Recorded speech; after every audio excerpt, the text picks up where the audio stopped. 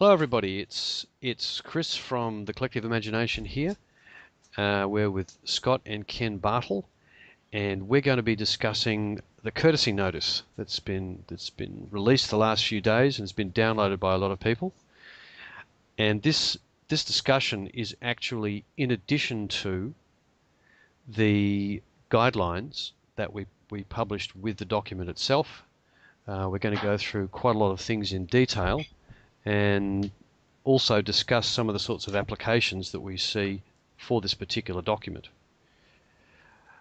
So what we'll do first is actually just go over the principle behind the document with Scott and Ken, and just so that everybody's exactly clear on where this came from and how it works. How are you, Scott? Yeah, good. Thanks, Chris. Ken, how are you, by the way? We can't forget to say hello to Ken. I'm good, thanks, Chris, and thanks for patching me in on the conversation. This is wonderful. It is pleasure. So, Scott, do you want to lead away? Yep. Basically, I suppose a lot of people will have heard some of the radio interviews as to how we got to this process. We're essentially doing the same as what the banks have done to us when they cite a judgment from a court. They stand there and point at that judgment left, right and centre. And essentially what we're doing is we now have, in one way, a judgment, and this is these UCC filings that have been done by trustees of the One People's Public Trust, to point at and treat as if that's a court judgment. And it boils down to the question, and this is probably a good starting point for a lot of people before they even attempt to use this courtesy notice, is: do you believe that the banks have been foreclosed? Do you believe that the governments have been foreclosed or not? If you believe that they do, and I'm firmly a believer, as having seen all the UCC filings, is that to me is the starting point. And I'm going to point at those UCC filings, and we're using that courtesy notice to do so. So that's the broad sort of overview of what it's there for, and that's there as a courtesy. We were just going through this notice briefly before. It's probably worth jumping, Chris, to the back end of the document. Yep. And referring to that section regarding the courtesy. The original notice has been made and has been a recorded fact that's been performed by the One People's Public Trust with the filings with the Washington DC UCC registry, and also on the One People's Public Trust website, peoplestrust1776.org. So that's done. That's public notice being made once. Yeah, but this is called a courtesy document because it's already been made, and we are being courteous and giving them an opportunity to avail themselves of facts that they might not be aware of. The actual line simply reads: proponent has duly made and given an additional courtesy notice to respondent, meaning this courtesy notice, original notice, is a matter of record made and given by One People's Public Trust. So it's very definitely there. If you want to count them, it's the second time technically that they've been told. But we know most people won't have heard of this, and hence the name. Okay. Is it worth just jumping in on the proponent-respondent issue just to make sure that that's 100% clear? Yeah, we just wanted to put that one line in to make sure people understood where the name of the document comes from. And yet now we'll jump back to the start of the document if you've got one in front of you. And Scott, just explain the difference between respondent and proponent to begin with. Well, proponent comes from the word propose.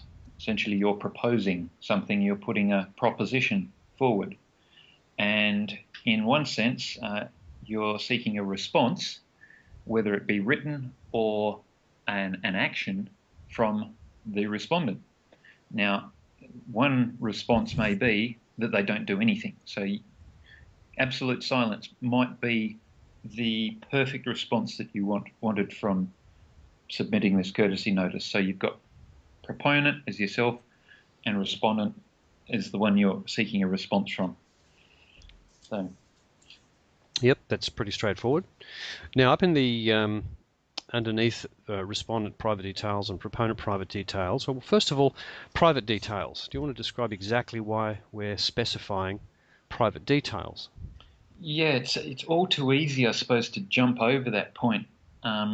Basically, because the banks and the governments have been foreclosed upon, the corporations have collapsed. So to address the courtesy notice to the managing director of a company is kind of contradicting yourself in the first line of the document. Yeah, because if there's no corporations, what are you putting a corporation name there, except, perhaps only as a reference so it gets mailed to the correct address? Exactly. So that's basically to assist the postal services to get it from point A to point B. So the individual's name is the key, and then we've separated that section out: address for correspondence. We've got care of alleged. Now, essentially, that is where you can put in the department name or bank name. So it'll be care of alleged XYZ bank, care of department for unlawful air conditioning. Whatever it is, that's the alleged entity, because it's all foreclosed on now, and provided for the assistance of the postal services to get it there. And for the proponent, it's just their name and address. Yep. And again, there might be some folk who say, "Oh, but we can't use postal codes because that means I'm part of this, and I've got to put my name as of the XYZ family." All of those things have come from the old system. Now, what we're doing now is we're all recognized as beings created of the creator.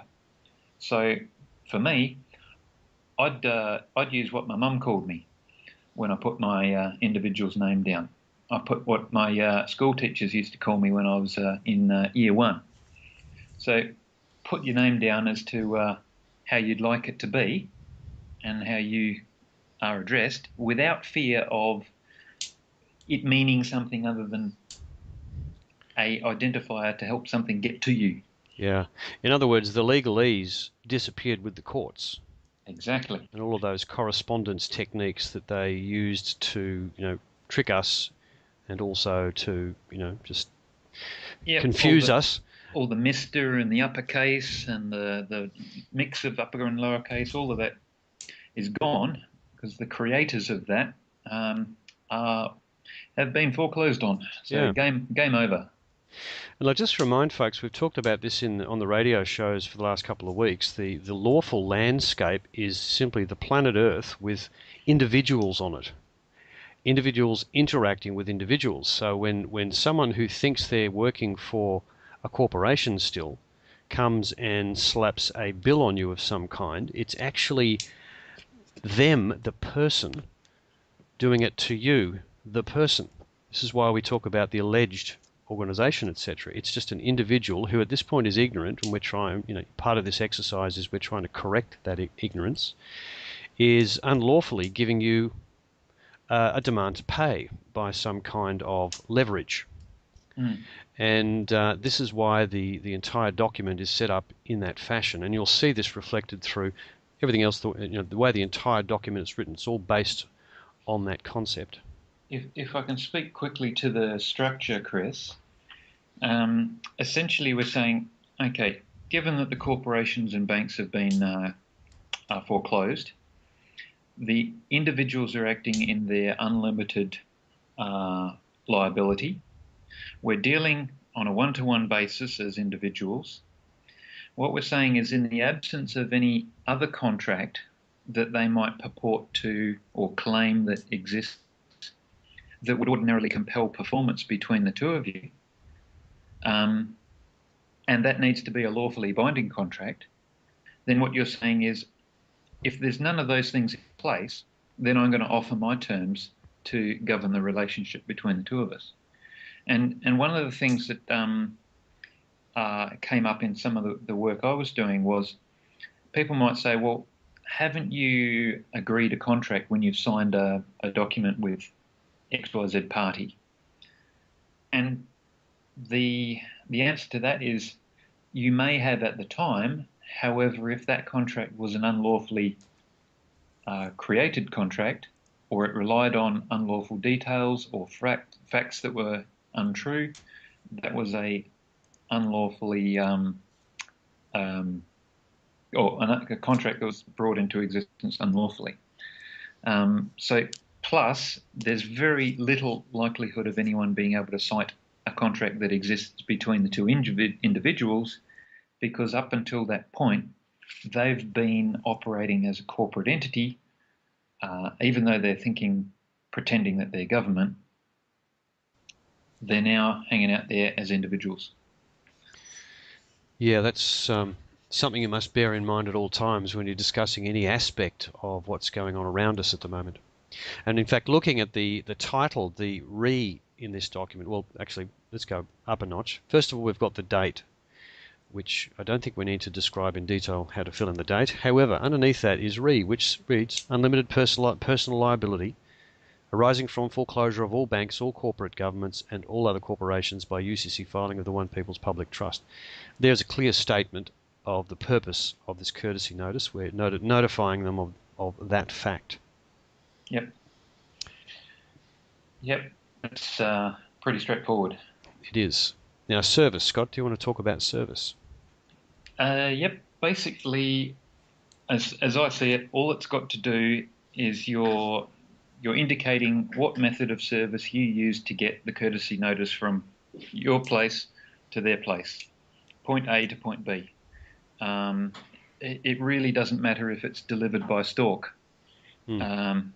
Circle, if you send it by email after you've signed it and scanned it, send it by email.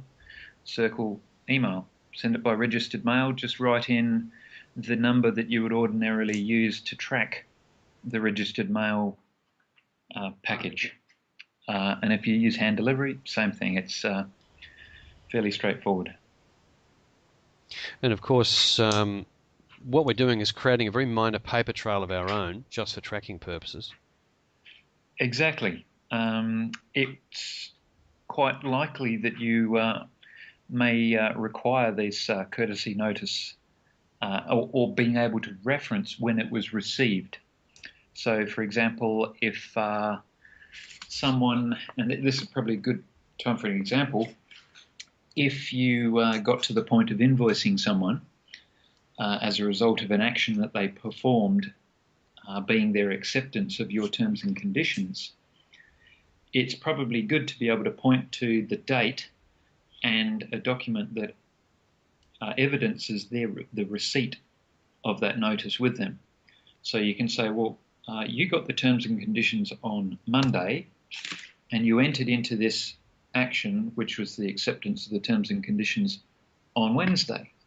So Wednesday is obviously after Monday, so it would be reasonably expected by the people that they had received the terms and conditions and had a chance to consider them. And so when they performed an action on Wednesday, it would be reasonable to accept that they did so, having made the full choice and acceptance of the liability and responsibility or the consequences of their actions. So having the date and the evidence of when the terms and conditions were received is probably a little bit more important than we've given recognition to in the guidelines. Okay, well that's very good to know. Now we'll move on to the first section of the actual document called Duly Verified Declaration of Facts. So to me it looks like what we're doing here is making a statement about the situation we're drawing their attention to, are we not? Yes, yeah, this is in some ways some of the background to who we are, and that we are the one of the creators' creations, and the notice that's already been made within the UCC documents. So, for example, you're also reconfirming that you intentionally adopt and reconfirm and ratify those declaration of facts that were laid out within those UCC filings. So that's you're reconfirming what's already been filed by the trustees. Okay, that pulls it into this document, does it not? Exactly. As if it was written in here. Hmm. Yep. Okay, well, the first part of that section is I received a document that purports to be a something or other action. So this would be where you put in the type of document that's been sent to you, and we've added an added reference number if they have one. Yeah, I mean, if we start with a fairly simple one, you could say I received an infringement notice or a parking ticket, and that's something pretty basic. You might be able to give it a reference. Well, you've got the reference number there for it as well, more than likely, and you'll be able to specify who issued this infringement notice. However, sometimes you might find that trying to find the name of the originator of that document is a little difficult. Yeah, well, some documents are sent out just with a typed department name at the end of them, rather than a personal name of any kind. Certainly not a signature. Yeah, a perfect example is the lawyers when they write to you. I've got one not so long ago that says signed Gaydon's lawyers, and I'm sure their mother didn't call them Gaydon's lawyers and say, "Come on, Gaydon's lawyers, you're late for school." Yeah. They would have had an individual name, and that's a symptom of the old hiding behind the corporate safety net. Sorry, fellas, that's all gone. Absolutely. Yep, it's gone. So, reading it from the start, I received a document that purports to be some kind of action. And are we relying on a piece of paper? For this particular version of the courtesy notice, we're relying on a piece of paper being something you can refer to. Is that the case here? Exactly. And I'd say in 99% of the situations, you're going to have a piece of paper, partly because they love to produce paper in the old system. Two, they made money off their pieces of paper. And it's a record of what was actually done. You imagine you couldn't exactly get issued a parking ticket without the piece of paper. Yep. They'd be ringing you up saying, "Oh, you parked on this street for 2 hours in a 1 hour parking zone. Pay us." And you'd like, "Well, where's your parking ticket?" Yeah. So for most situations, I'm pretty sure you're going to run across a document. In the event that you don't, you might be able to reference an incident. So you might be able to say incident which occurred on this date at this location. It's essentially to correlate what happened to the context of what we're discussing in the courtesy notice. Yeah, well, the wording doesn't necessarily support incidents at this stage, so we recommend people stick to things that they have a piece of paper to cover. I would say so, and like I said, I suggest that that's going to be the bulk of people's usages for this notice. Yeah. Yeah. So look, one of the conversations I had with someone who's going to be using this said, okay, well, if I get pulled over and they give me a speeding fine, yep, and I get their details and hand them a notice, I can reference the speeding fine, which would work fine. I mean, we don't recommend actually that you do that unless you're very, very confident that you can handle however it is that the officer responds, because that could be creating a dangerous situation for you. So I don't recommend actually doing that, but you could. And if, for instance, you'd done something that caused them to simply arrest you and put you in their car, what would you do? We're getting into some fairly, let's say, rare circumstances for the vast majority of the population. Else those cars and their buildings that they take you to would be a lot fuller than they are. Sure. Look, I have a specific reason for doing this, and the reason is this: that even if they took you down to the station and processed you in somehow, they're going to hand you a piece of paper. They will, yes. And that piece of paper becomes the basis for the duly verified declaration of facts. So if that does happen to occur, again, we're still looking for a piece of paper. Yep. If you looked at it this way, if you didn't have that piece of paper, it would make your follow-up a lot harder. So in many ways, thank you for your piece of paper. Now I will do something with it. So you can go back home in the comfort of your own surroundings, fill out the courtesy notice and send it back to XYZ officer who originated the piece of paper that you've got. So do it after the fact and just be very observant of everything that takes place during your encounter, and basically they're another human being as well. They're just not aware of what's going on. And if I can add to this point here, if you take it upon yourself to tell them what's happening on that in that particular situation, I would suggest that what is likely to happen is that their eyes will glaze over, they'll shut down and sort of be wondering when they can be finished with this situation, write you your ticket and get out of there. Telling them in that situation is not likely to be received terribly well. Yeah, we've had many discussions about situations where it's unwise to do this, and even in the guidelines, roadside conversations with policy officers is not recommended, and also confrontations with judges in courtrooms during court sessions is also certainly not recommended. It's a private communication between you and that person, and you can do it before the court case by some of the means and avoid all the drama. Yeah, exactly. Long distance is one way to look at it. You're sitting in your armchair and you're hitting the send button on your email, and it's delivered to his screen or her screen at the other end, and all done quite amicably. It's not done with any "you have to do this" kind of stuff.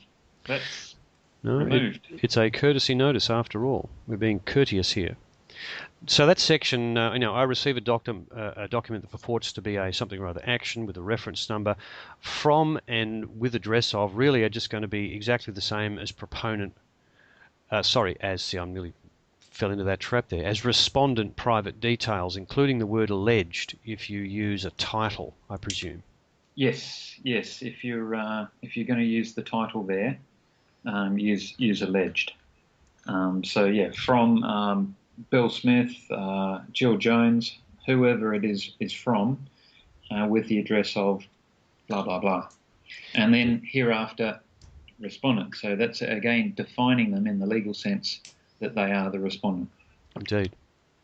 So, and the next letter simply directly references, next paragraph directly references the filings as we discussed, and points that directly at the proponent, who is oneself. Yeah. So yes. We've actually used this paragraph as set up who is the respondent, who is a proponent, legally from a lawful point of view. Yeah. Now note that I dropped the word legal there because we're not in a legal landscape anymore. We're in a lawful landscape, so we have to kind of rearrange our use of language. Yeah, it's a sad state that words like that have been sort of twisted in many ways. We've been quite reluctant recently to use the word government, just because of the connotations of what that means now for a lot of people is you just don't want to use it anymore. Indeed.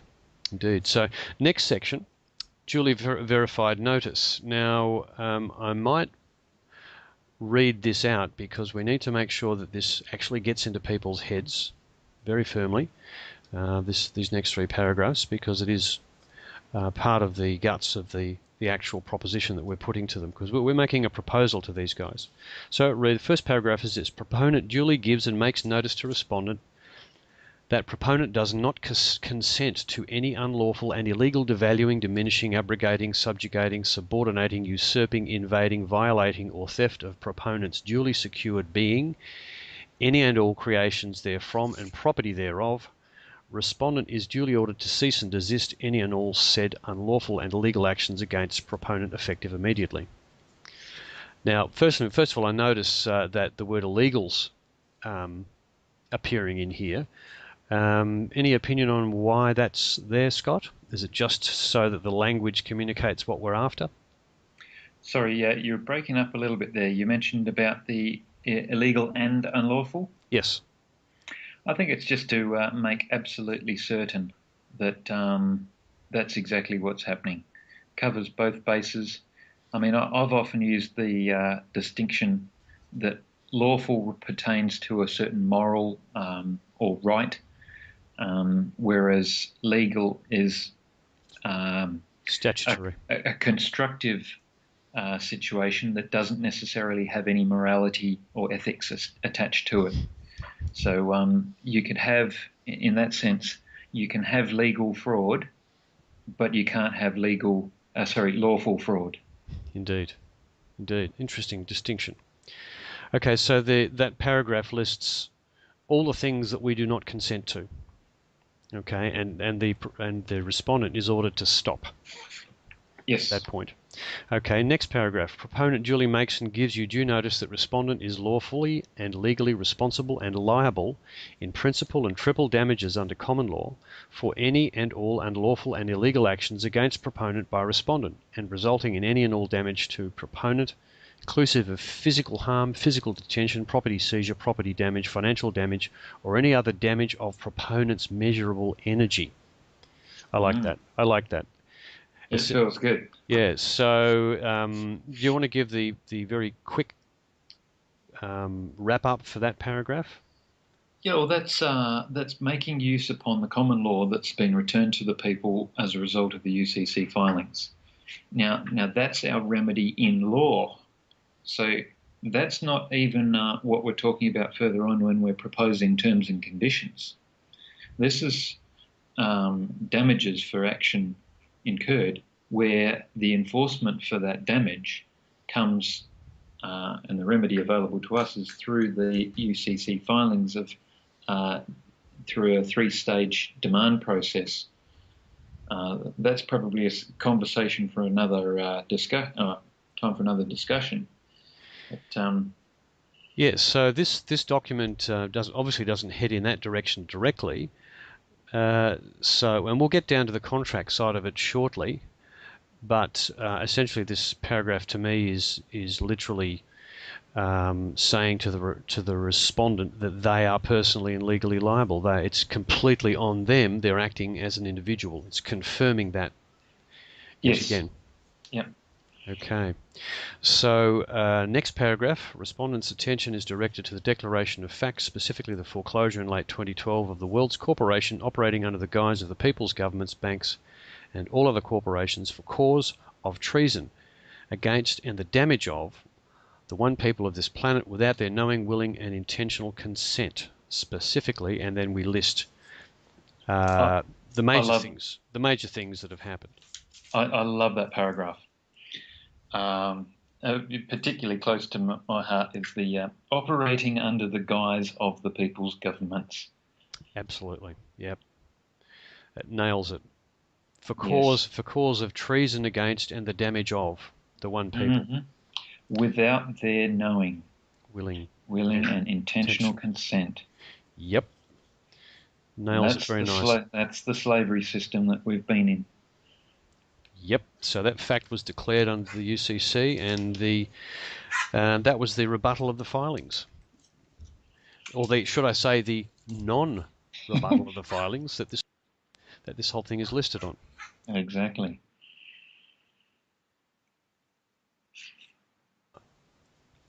Following that paragraph, is a couple of quotes. Can you hang on a second? I've just got to do something here. Hang on there. I've got a dogfight going on here. Righto.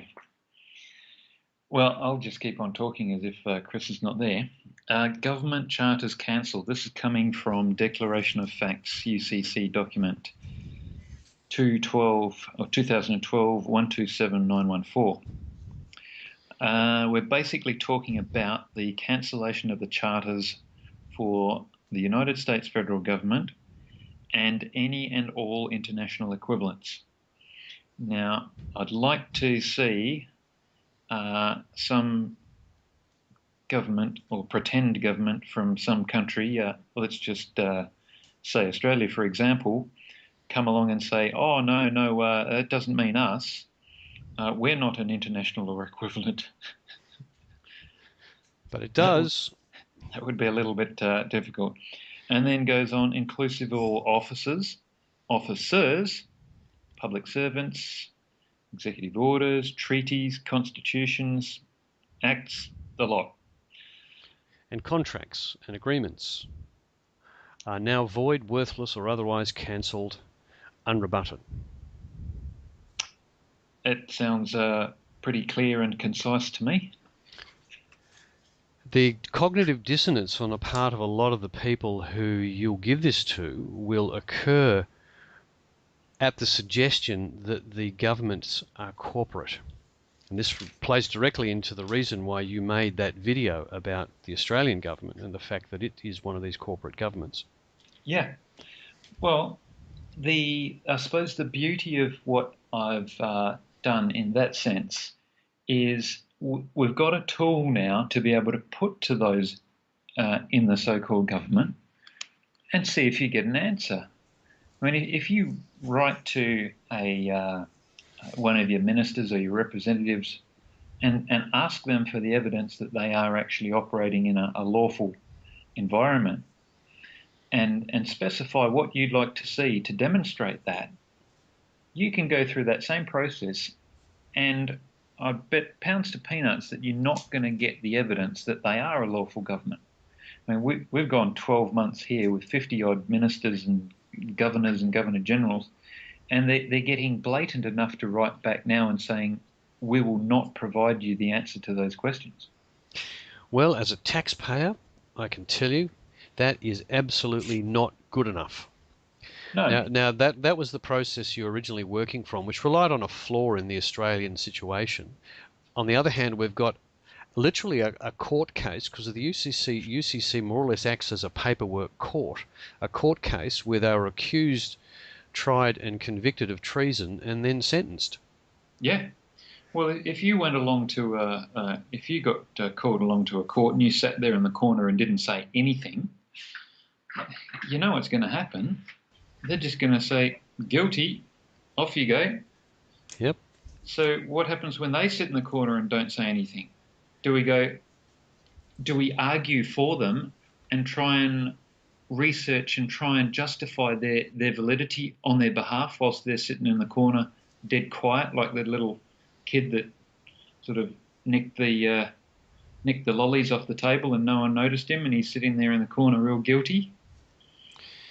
Yep. I'd rather irrevocably cancel them. I think so. As we do. Yep. They had their opportunity to rebut. Put their hand up and say, look, we are legitimate. We are representing the people. We're not creaming off the top. We're not siphoning money out the back of courtrooms. We're not treating everyone as slaves. We're not, you name it. The list goes on. Creating fraudulent birth certificate contracts, mortgages. In fact, everything they've done is complete fraud, because the whole thing begins and ends in fraud. So there's not one thing that they do which is done in full disclosure.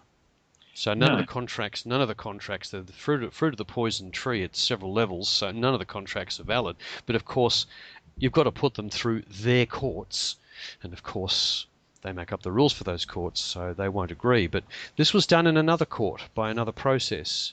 And as you say, they were kept silent. And this is the result. And, the next paragraph talks about it. Bank charters cancelled. declared and ordered irrevocably cancelled any and all charters for Bank of International Settlements members thereto and thereof, including all beneficiaries, including all certain states of body, owning, operating, aiding and abetting private money systems, issuing, collection, legal enforcement systems, operating slavery systems, commandeering lawful value by unlawful representation. Bingo. So probably we should just move on to the next paragraph. Yep. Okay, Yeah. I'll read it out. Said declaration of facts identified herein, restated here, remains unrebutted and stands as absolute truth in law, commerce and being, registered in public record, universal law ordinance for all the world to rely upon. See certain websites, okay, but particularly the www.peoplestrust1776.org, where all of these documents are up there for the public record. Yep. In fact, that was the their opening salvo publicly, was to make that website known. So this paragraph here really is just a statement of the conclusion of the case.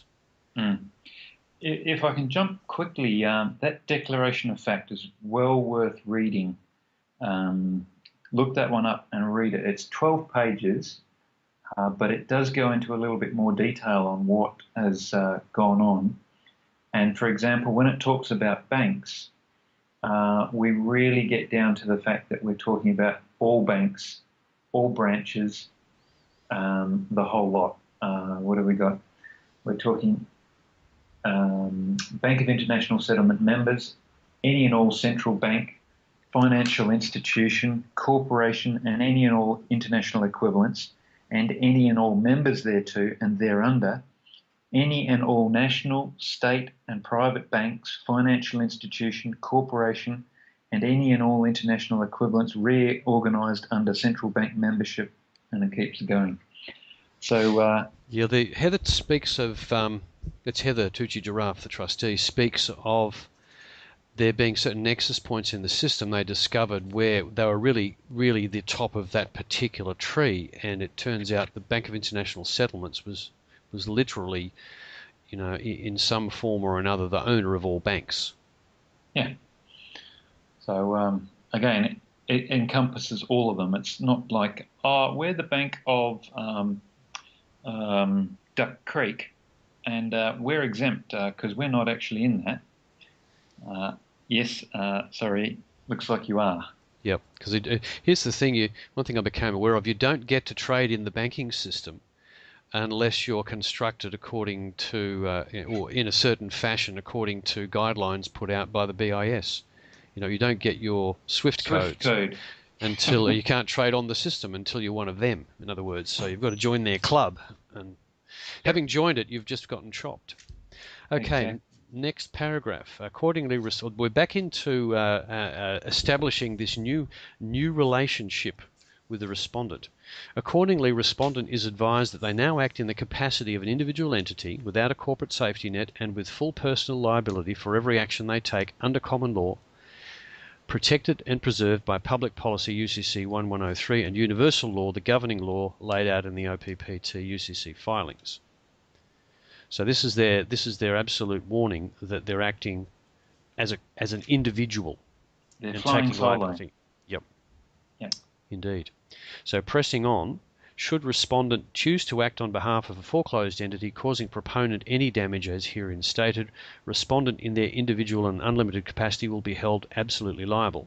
Such actions may result in lawful remedy being brought against respondent pursuant to public policy UCC 1-305, including but not limited to UCC commercial bill, which is a form of lien, against respondent's assets. And this is really putting it to the respondent, isn't it? Oh, yeah. Yeah, if one of those lands on your desk, I wouldn't want to be receiving one of those. Then again, they do have a process to be able to respond and rebut if they're able to. Well, and they can also remain silent and cease action against you. Yep. Again, and yeah, exactly. If you sit there and do nothing, I'd say in a large majority of cases with a lot of people, if they got that response, in as much as they didn't get anything back, never ever thereafter, most people would be pretty happy. Yeah, well, we've said in the guidelines, you know, our aim really is silence. We don't want to hear from them again. They need to cease the action. Yeah, if they went and looked up the website and went, oh, hang on, I'm going to knock out my own courtesy notice to my boss now. Yeah, well, they're actually one of the one people as well, and that's part of the point of the last page of the document, which we'll cover when we get through the rest of the first 3 pages.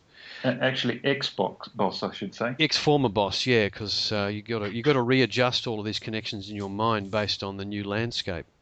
So next paragraph, further, respondents' attention is drawn to Declaration and Order UCC Doc, etc., duly confirmed and ratified by Commercial Bill and True Bill, which states, volunteers within the military to arrest and take into custody any and all certain states of body, their agents, officers and other actors, regardless of domicile by choice, owning, operating, aiding and abetting private money systems, issuing, collecting, legal enforcement systems, operating slavery systems against the several states' citizens, and repossess all private money systems, tracking, transferring, issuing, collection, legal enforcement systems, operating slavery systems. So this is a reminder or informing the respondent that ultimately the enforcement for this, you know, we've already told them they could have a UCC lien, but ultimately the enforcement is coming from you know, volunteers within the military who form a connection with the OPPT by choice. Exactly. So it's a pretty nice reminder that look, the road ahead's not looking terribly good by continuing to aid and abet these private money systems. Indeed, and that's the actual involvement with the military in the OPPT movement is certainly some time off. We'll touch a little bit on enforcement later in the discussion, but essentially our approach at this stage is we are the enforcement. Exactly. And we'll press on with the rest of the document, and then that'll come up a little bit later. Now the next line is, should respondent cease and desist in any and all damaging actions against the proponent, actions brought against respondent's assets shall be averted. So this is the let-out clause. This is the one that we want to use to bring them to silence. Yep. Yeah. Basically, if you choose to go away, then we have no cause to issue you an invoice. Except we'd actually point out that, as you said a minute ago, you can actually, you as the respondent can actually do exactly what's just been done to you. Sorry, just say that one again. Just saying that you as the respondent in this case. Oh, sorry, yes. Okay. The recipient of your notice. Yes, could turn around and use the notice themselves in the same way that you have done now that they know what's going on and what they've got available to them. Well, I'm pretty sure that a large majority of the recipients of this notice, those respondents will have mortgages or other issues that I'm sure they'd love to, or I wouldn't say, can't speak out in advance on that, but one would think that they'd think about it for sure. They could make use of that themselves. Absolutely. And there's another paragraph here which I personally love because it's if you like, it's the catch-22. For them. Respondent is cautioned of its compounding and accumulating liability through instructing, directing or conspiring with colleagues in pursuing damaging actions against proponent. Should colleagues so instructed detrimentally damage proponent, they will be made jointly and severally liable through principal agent doctrine preserved by Public Policy UCC 1-103, and it is now your commercial and moral responsibility to inform them. It is your responsibility to investigate your liability and any potential future liability that is created by your knowing, willing and intentional free will choice to damage proponent. Proponent has made and duly given an additional courtesy notice to respondent. Original notice is a matter of record made and given by the OPPT, which is the sentence we pointed out at the start of this discussion of the courtesy notice. This is a really important paragraph, Scott. Yeah. So a practical example is, say, for example, you're dealing with a bank on a vehicle car finance. The bank goes and, or an individual working at that formerly known as bank goes and engages another individual who is working at a, let's just say, a debt collection company. Former debt collection company. Former, exactly. So now you've got two individuals involved. And what we're saying here is it's your moral and commercial responsibility to pass on these terms and conditions to the person that you've just gone and engaged or coerced into acting with you on this matter. So now there's two individuals involved, and your terms and conditions have been filtered down to that additional individual. So the liability that goes to the guy who's done the engaging is he's now liable for the actions of the individual that he's engaged and his own actions. So the likelihood is that his invoices are going to get rather heavy. Invoices. So we're almost at that section now. And before we pass on, I'd just like to discuss the scenario that exists inside alleged corporations, because it's a similar thing. If you've got, for instance, the person in charge of issuing tax notices in a tax department, who might have 300 employees who are busy assembling and mailing out tax demands and making phone calls, etc., the liability for each of those individual actions lands on that person, because they are no longer the hierarchical insurance protected corporation, former corporation. They are in fact a group of individuals conspiring to do harm against other individuals by extortion, by extorting money with a threat attached, asking for money with a threat attached. And that liability is probably something they don't want to know about, but they're going to. I suggest, yeah, you imagine being responsible for pushing the send button on a mail out of 5,000 notices. Yeah. And part of that slavery system. Yep. And also, if you follow that chain of logic, imagine the liability that the CEO of the Australian Tax Office, the corporation itself, mounts up minute by minute.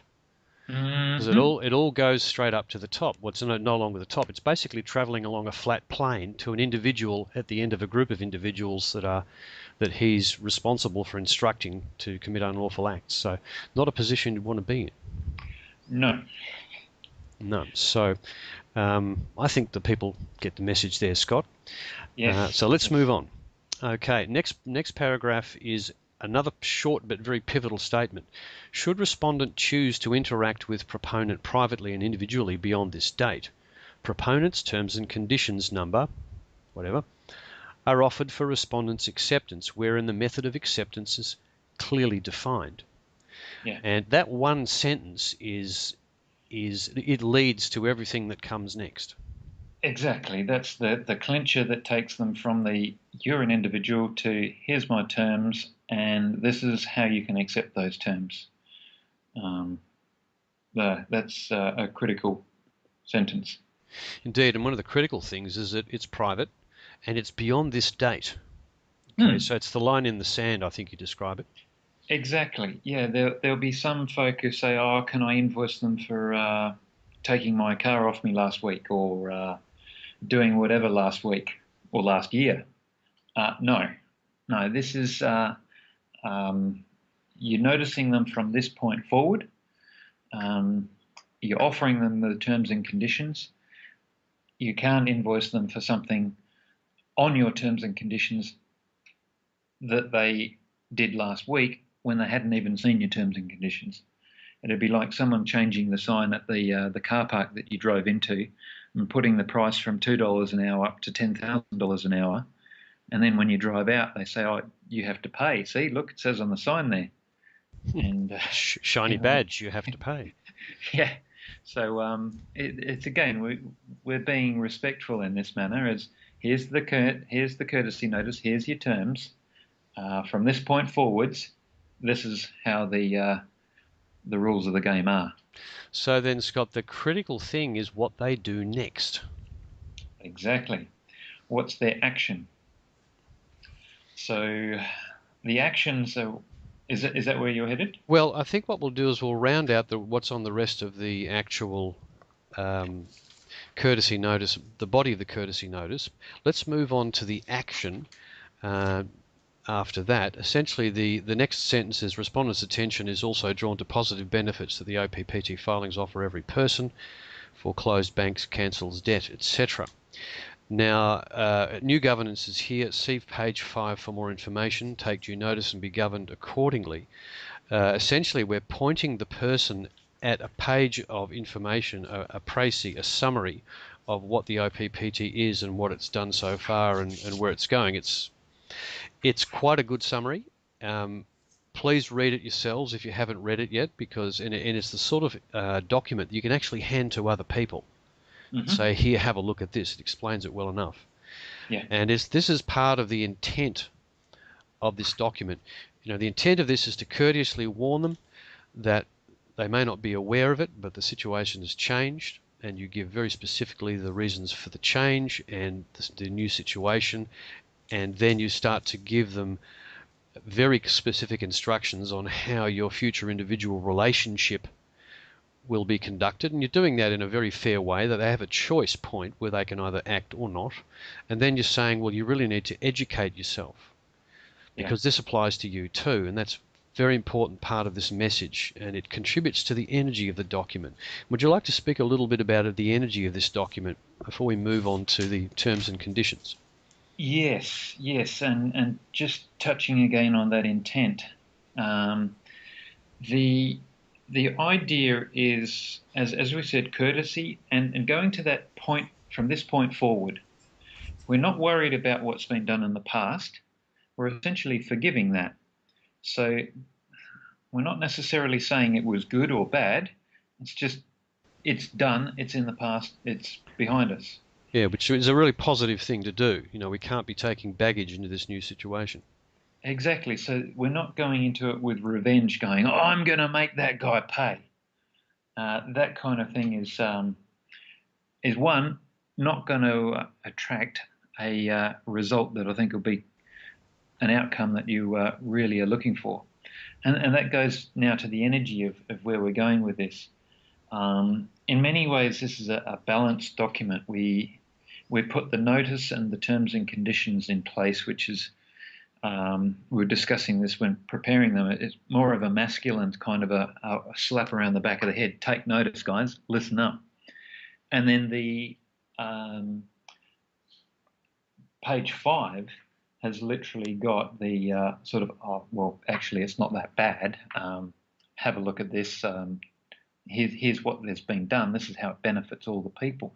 We've got the feminine balance that's come in to offset that. So that the energy that we're trying to get on this is twofold. One, it's the notification, and I'd say probably the most important thing is it's your opportunity to step into the water, get your toes wet, and do something. Yeah, well, let's talk about that too, because the being and the doing are two very important aspects of the way we have energy exchanges. When we communicate, it's an energy exchange. When you buy something, it's an energy exchange. When you give this document to someone, it's an energy exchange, but that exchange can only take place if you do it. Yeah. You have to do it. And a good example of how the energy goes to this, and this has come from some of the notices that I've been helping folk with. You can prepare 2 notices that are exactly the same for exactly the same circumstance. Let's just say a parking ticket, and you could submit that notice and have the energy or the intent that, oh geez, I hope this works. Oh geez, if this doesn't work, I'm doomed. Or you can have the intent of, well, I'm just submitting that, and here's my truth. This is what I believe in. I'm actually looking for the truth from the other party as well. So you've got 2 different energies there that have gone in with the same paperwork. I would argue that the outcome that you're going to see from the exact same document with completely opposing energies or different energies attached to that situation will be completely different. Would you agree with that, Chris? I would absolutely agree with that. In fact, I'd like to pull Ken in at this point, because this is a discussion we've been having, and that's, this document's not going to stay still when you put it in an organisation, Ken. And so, what's going to become of the energy as it's passed around, in your view? Well, I think, again, taking up the point that Scott just made, it's the energy that you put into it. And the thing that I'd like the listeners to fully grasp here is to read this document, if necessary, half a dozen times. Go take the dog for a walk in the meantime, or shovel some snow off the driveway, or do whatever it is that you're going to do. Come back and read it again until you can actually feel the energy that this document's got in it. And then, when you send that document off to the recipient, that energy is going to pass through that document in the same way. And I think that the response you're going to get is going to be far greater. But to take your point and to answer your question, I think when that person gets it, the first thing he'll be doing is trotting off to his neighbour who's sitting at the neighbouring desk and say, have a look at this. Is this all bad, or is this fellow actually trying to tell me something that's of benefit to me? And could it benefit you too? Have a look and tell me what you think. So you'll pass that energy on just as if, rather more so than just the paperwork, if you understand. Sure. Yeah, and that's, we're looking to, we're not interested really. We're interested in identifying or notifying the sort of higher levels of all of these former higher levels. These, I'm not sure what to describe it. They're a flattened pyramid. I don't think there's a name for it. Triangle lying on the ground. The guys up at the pointy end of this shape that's spread out on our landscape full of people, those guys know what's going on. It's actually all the guys in the middle that count, because they're the one people that don't know about this yet. Yes. They need to see these documents and ultimately to hear about this so they can make their own decision. Well, that's the important point, Chris. The recipient of this notice is being put between a rock and a very hard place, but at the same time, it's still a courtesy notice. And they can still simply cease and desist, and yes. then that keeps their personal liability. That drops their personal liability from the situation, and will give them much pause for thought about what just happened to them. Yes. Yes. Excellent. So look, we're down at the end of the document, fellas. The only question I really had here, because it's one that occurred to me the other day. We've got a witnessed signature with a date. Could you carry a copy of this in your car, pre-witnessed, and then post-date the document when you actually use it? So the date at the start of the document would be, say, the day after the signature was witnessed. Is that a problem? I would tend not to do that. I would say when you prepare a document, you prepare it in full at the same time. Well, this goes back to the idea that we wait till we get a piece of paper rather than using it, on the street. Yeah. Yep. Fair enough. You get complications. Even signing and witnessing mortgages, if the parties are not in the same place at the same time, you get complications. Understood. Okay, well, that concludes the detailed discussion of the courtesy notice body itself, and now we're on to the terms and conditions. Now, the terms and conditions and the schedule of charges, etc., are a very interesting part of this document, because essentially what we're doing is notifying them that their next action, after they receive this notice, if they take another action, it automatically triggers an agreement between us, a contract, which has ramifications. So take it away, Scott. Let's have a look at that. Okay. So yeah, again, just going back to what we touched on earlier on, it's in the absence of there being a contract between the two individuals, you're offering these terms to form the basis of any future dealings between the individuals. So we've defined the type of response as to what we want to receive as in the way of the format of evidence to demonstrate there's a lawfully binding contract in place. That's under the heading sufficient verified response. Essentially, you don't want someone ringing you up saying, "What do you mean, mate? Of course we've got a contract." And as we said earlier on, it's not likely that's going to happen, as these individuals have been formally operating as governments or banks, and so they don't have contracts on an individual basis. They've previously been contracts company to you as a individual. That's a very specific situation where you would literally have to have had signed a personal contract for some reason between yourself and the exact person you were serving this on, which is just not going to happen. It's one of the things we have to talk about, but it's the possibility of it is almost zero. So looking at the terms and conditions page, we'll go through it the way we've done with the document, so we're thoroughly covering it. Top right corner, terms and conditions reference number. Now this is the number that you assign it. You know, you can make up your own number, and this number needs also to appear as part of the end of page 2 of the courtesy notice itself, where you actually state the number of the terms and conditions. Now, we're numbering it obviously so there can be a cross-reference. Yeah, so basically your terms and conditions, because this document is going to be used by thousands and thousands of people, we didn't know a reference number for each one of those. Make it up yourself. You can use the date and put it in reverse order. You can use your letterbox number. You can use your uncle's birthday. You can use your cat's birthday. It doesn't matter.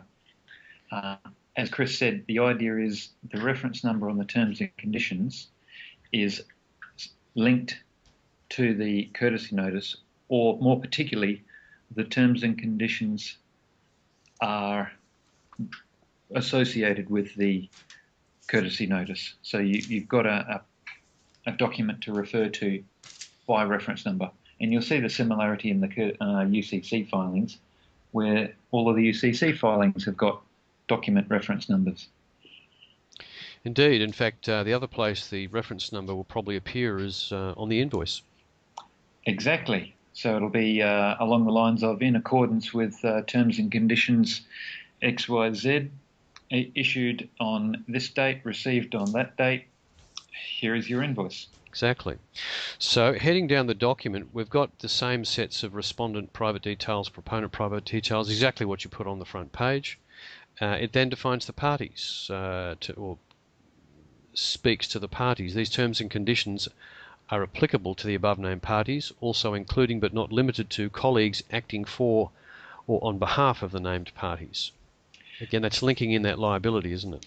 Yeah, so if we go back to that example earlier on, if that debt collector, the individual pretending to be a debt collector, his or her name can be put in there as the respondent, even though you originally didn't address the courtesy notice to that individual, because that individual has been engaged by the person that you sent the original courtesy notice to. That's the chain of liability as it's come through. Good. Now, heading straight into applicability, whereas all banks and governments have been fully foreclosed upon. Sorry, Chris, just to go back on that, might be worth clarifying that. These terms and conditions only need to be issued once if, in that instance, I was jumping ahead to where I was thinking about invoicing. Okay. So the terms and conditions, the name and the details on there will be the same as the courtesy notice, issued once to that individual. Yep. You may choose, if another individual becomes involved, to write out a separate set and deliver that to them separately, even though he might be liable underneath or through engagement from the first guy. It's just another courtesy directed this time to that one. Exactly. Okay, applicability. Whereas all banks and government have been duly foreclosed upon, respondent therefore acts in capacity of private individual. So what we're saying is that we're applying the terms and conditions to this situation. In absence of government statutes or bank or other corporate contracts, the only instrument that will compel conformance between private individuals is a lawfully binding contract. In other words, we're pointing out that the landscape's empty. The only thing left is us. And so if we want to compel performance, there has to be a contract, and this is it. Exactly. Yeah. Okay. So next section, respondents' responsibilities. It is respondents' onus and responsibility to provide proof of claim in the form of sufficiently verified response of a lawfully binding contract, presumed or claimed to exist between the parties. Additionally, any claimed contract must possess all elements of a lawfully binding contract, including but not limited to offer, acceptance, true reliance statements of fact, intent, and consideration, and that these elements have been knowingly, willingly, and intentionally disclosed to proponent. Now, what they're doing is saying, they're saying to you, if they send you a fine for not paying council rates, what they're trying to tell you is that you're a straw man, you're a chattel of the system, we say you've done something wrong, and therefore we're holding you to it, but in fact that situation simply does not exist anymore, and they cannot provide a sufficient verified response of a lawfully binding contract. It just doesn't exist. And if I can add to that, Chris, and you'll find this on the very first line of their document, or even on the envelope that it came in, is the fact that they still believe that they are government or a bank. So yep. On the very top of the document, I mean, we gloss over this quite quickly in a lot of realms. We see Australian government on the top of the letter, or even on the outside of the envelope, or whatever bank name on the outside of the envelope. That now is the fact that you've now got a document from them that says they're claiming to be what's just been foreclosed. Indeed. And you haven't even opened the envelope yet. Yep. It's an admission. Well, it's absolute evidence of the fact that they, and you'd have to say knowingly, because at the tops of these organisations, they all know what's going on, yet they're still sending out letters pretending to be banks or government. Exactly. Of course, and it's unlawful.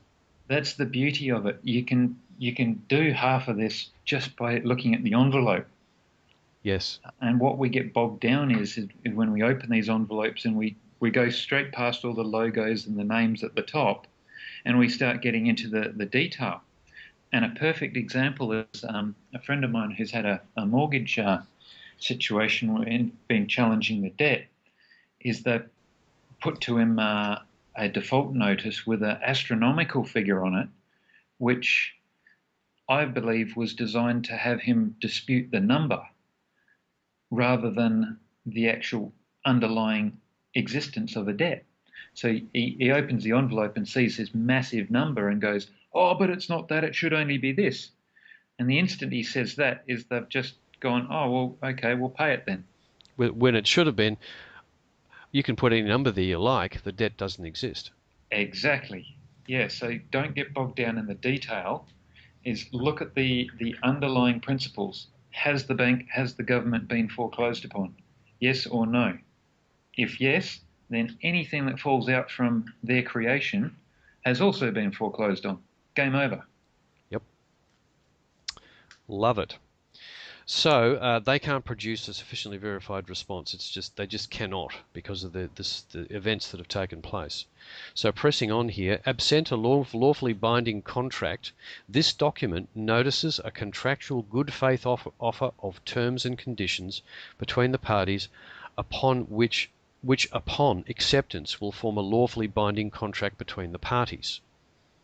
Okay, so this document in its entirety is an offer of contract. Exactly. It's no different to the coffee shop who's put their prices up on the blackboard.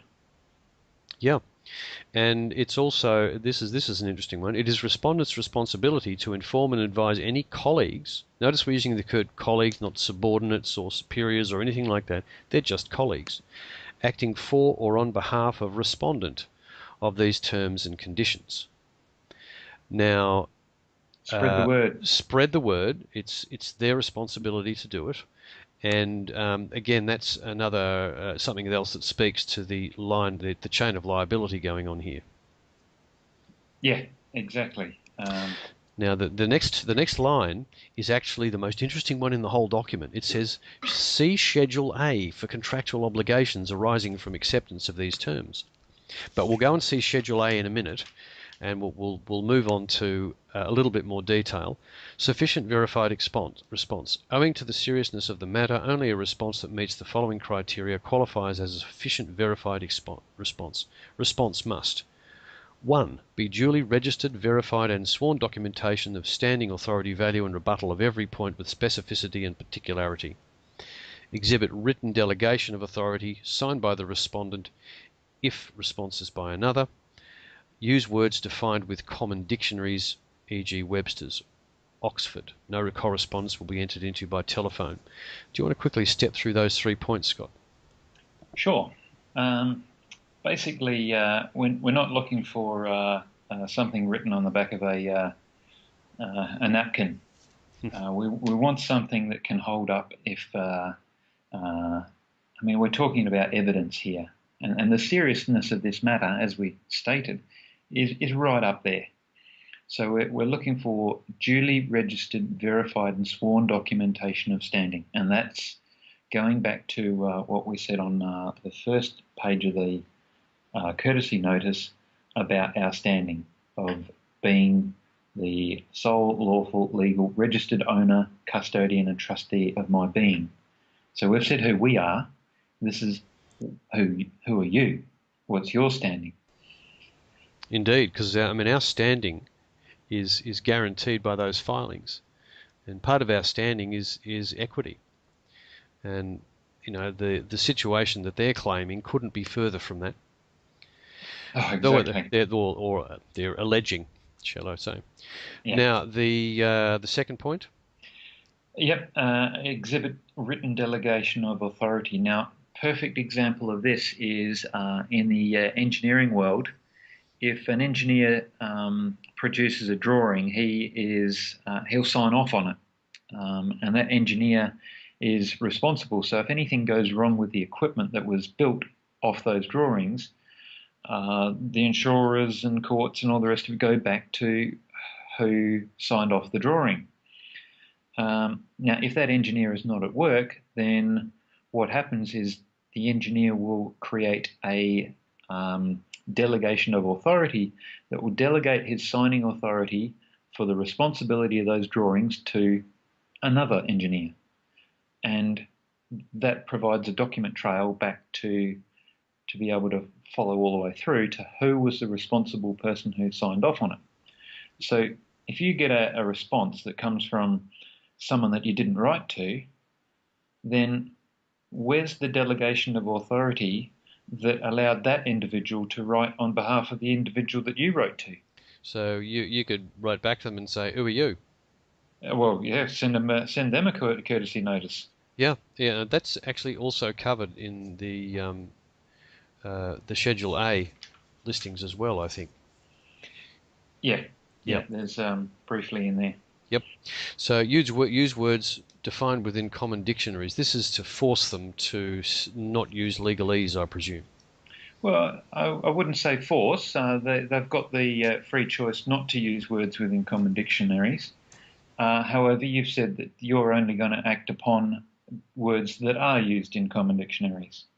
So you've laid it out pretty clearly that these are the terms that I wish to deal with.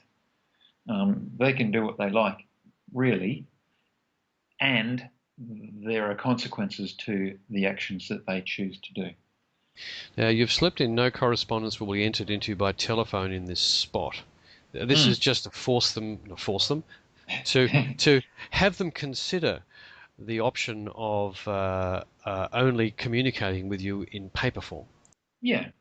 And a perfect example of that is the banks when they get, say, with credit cards. They'll get on the phone and they're calling you left, right and centre for overdue payments or anything like that. Now, most of the time, they're recording their conversations. You're not equipped with the facilities to record those conversations. And chances are you end up with the short end of the stick.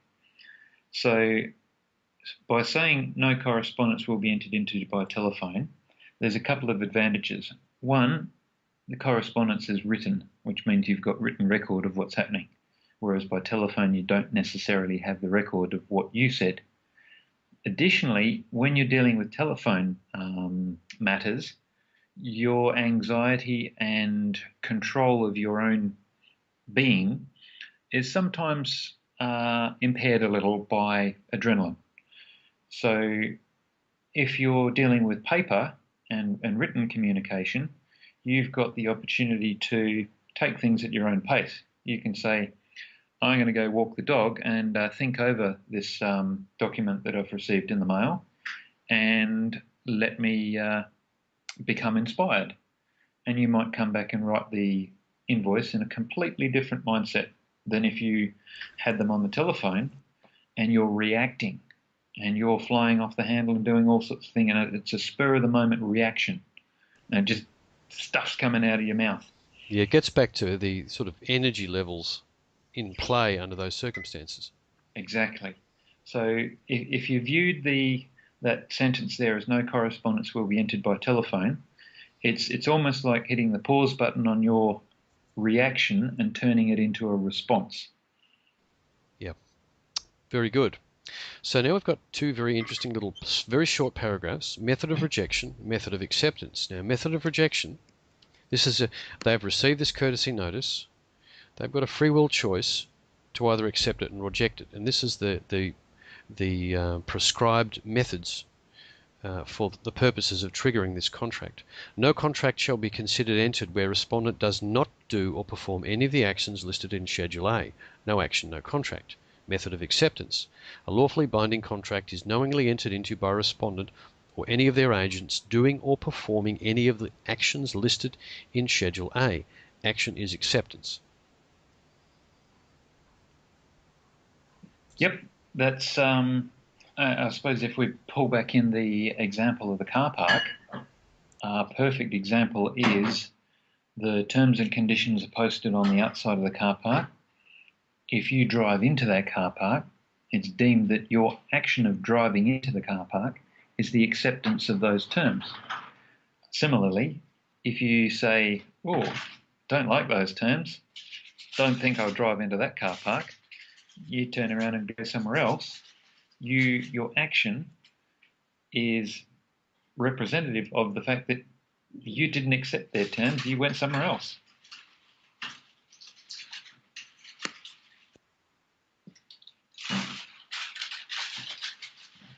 Are you there, Chris? Muted. Yes, here we are. If your client, if your customer in this case, does an action, is Ken making lunch back there? Yep, he's been creating all sorts of mess. So we're both having a little audio things happening here. Interesting.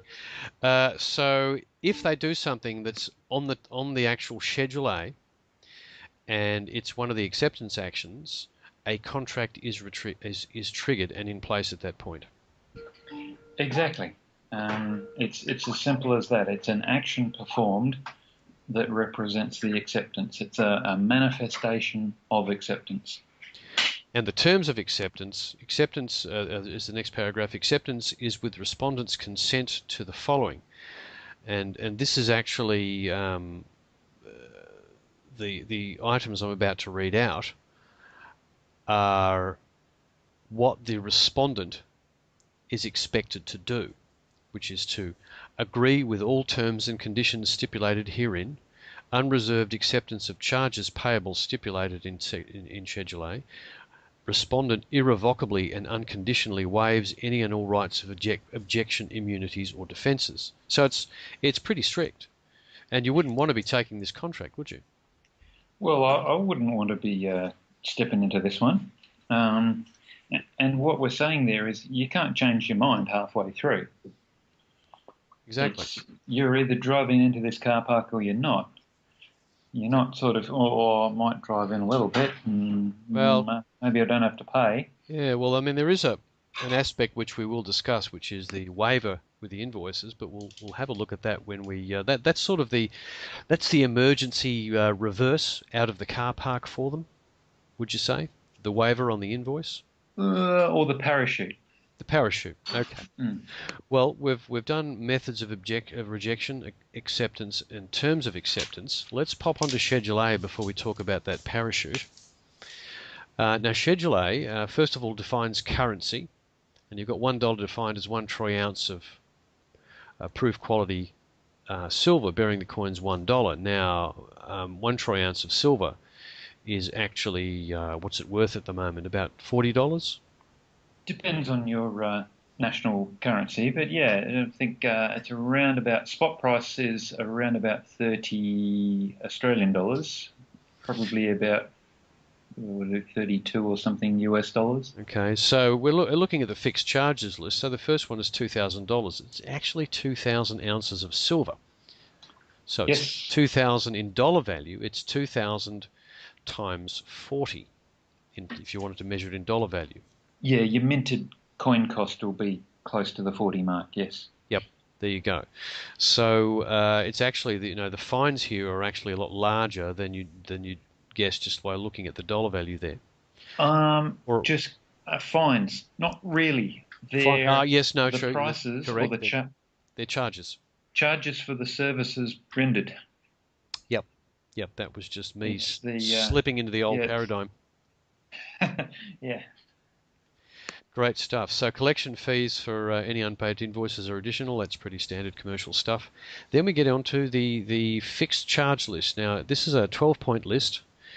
That is 12 items on here, which are fixed charges. Then there's a two-part list, two-item list, which are variable, or if you like, daily charges.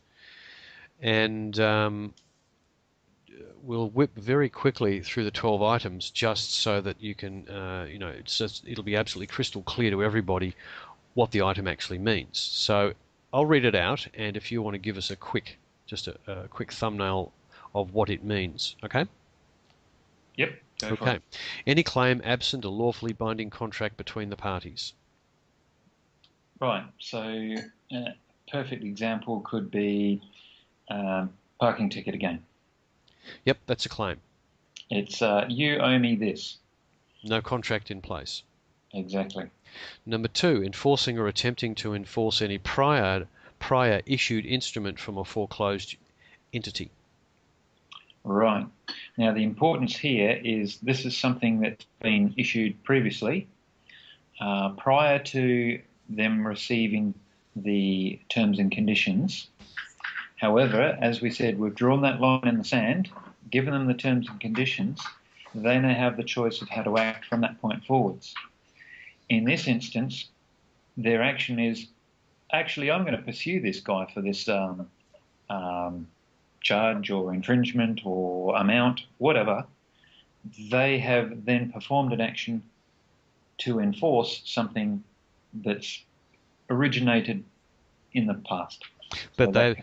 But by making an approach to you to try and collect payment, that isn't of itself counter to this. It's actually counter to this contract, and therefore you can invoice them for that action.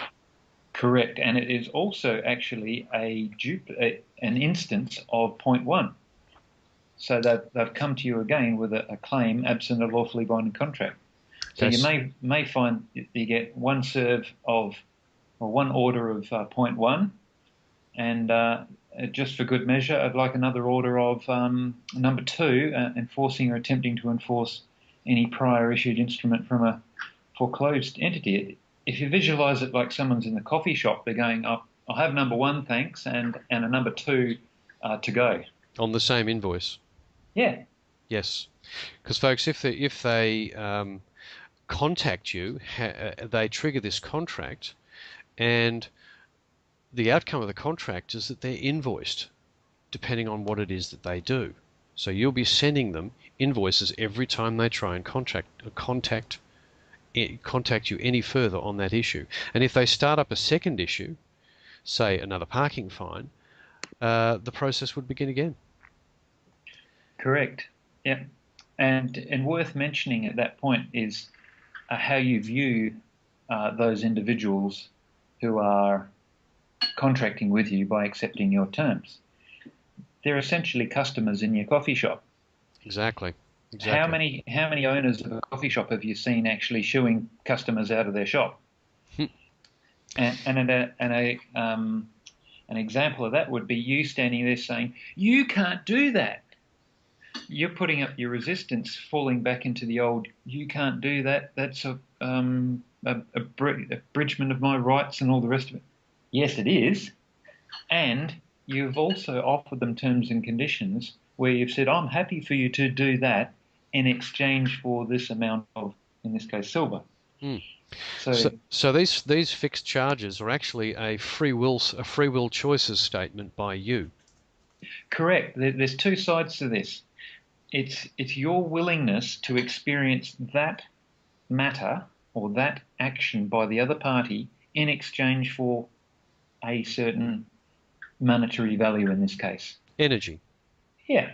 And in this sense, it's a deterrent for them performing those actions. Yeah. But I think most people, if they went through that list, wouldn't put their hand up to say, I'd be happy for someone to come and do this, perform these actions against me. Indeed. Well, number 3 is enforcing or attempting to enforce judgment from a court. Yep. So fairly self-explanatory. You get papers in the mail that says we've got a claim against you, we've got a judgment, we're trying to seek a judgment. That's the enforcing or attempting to enforce a judgment from a court. Number 4 is engaging any third-party service absent a lawfully binding contract between the parties. Yep, that just goes straight back to our debt collector example. You might have another one with, say, for example, the tax office. Hilariously, they use private debt collectors themselves, or did. So anyone who's engaged another individual, it's almost like, well, thank you for introducing a third party to the equation. Here's your invoice. Very good. Number 5, breach of privacy, including but not limited to each or any form, notice or letter addressed to anyone other than the proponent at the reply address noted on each presentment. This is a classic. Essentially, a good example is a friend of mine received correspondence via tenants of the property that they were renting out, and it was addressed to the homeowner, and yet the owner lived at a completely different address.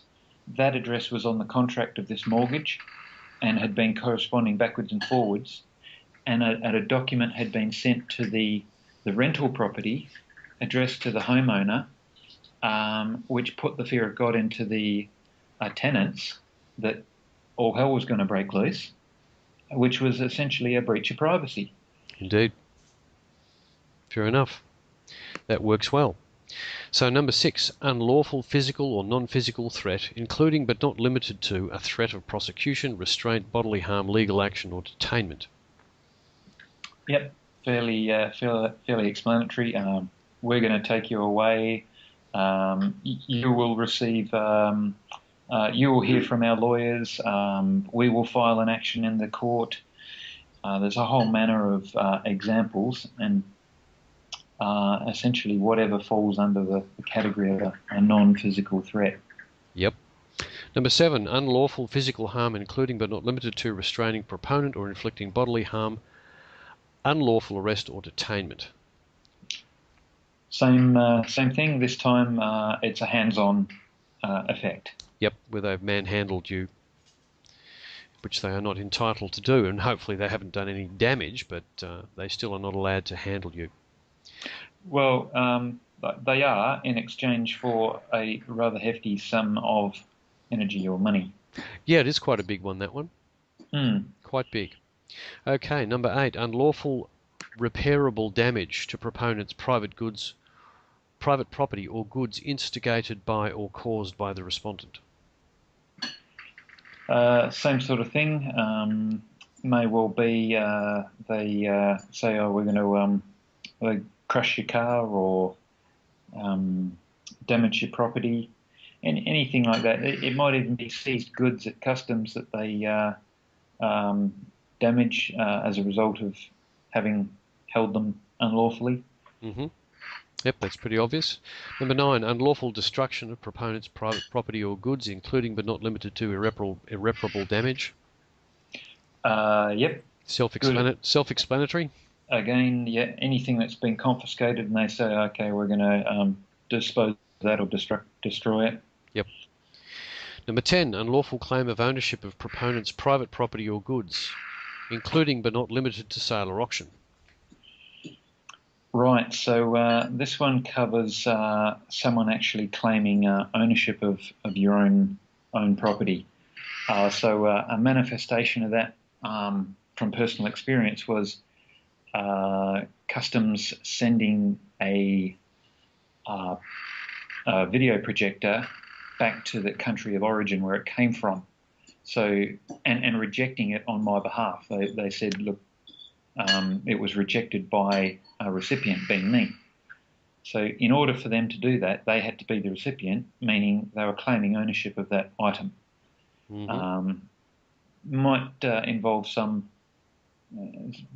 fairly rare sort of circumstance, but it might come up. Very good. Now, number 12, each telephone call made by a respondent in the pursuit of any claim absent a lawfully binding contract between the parties.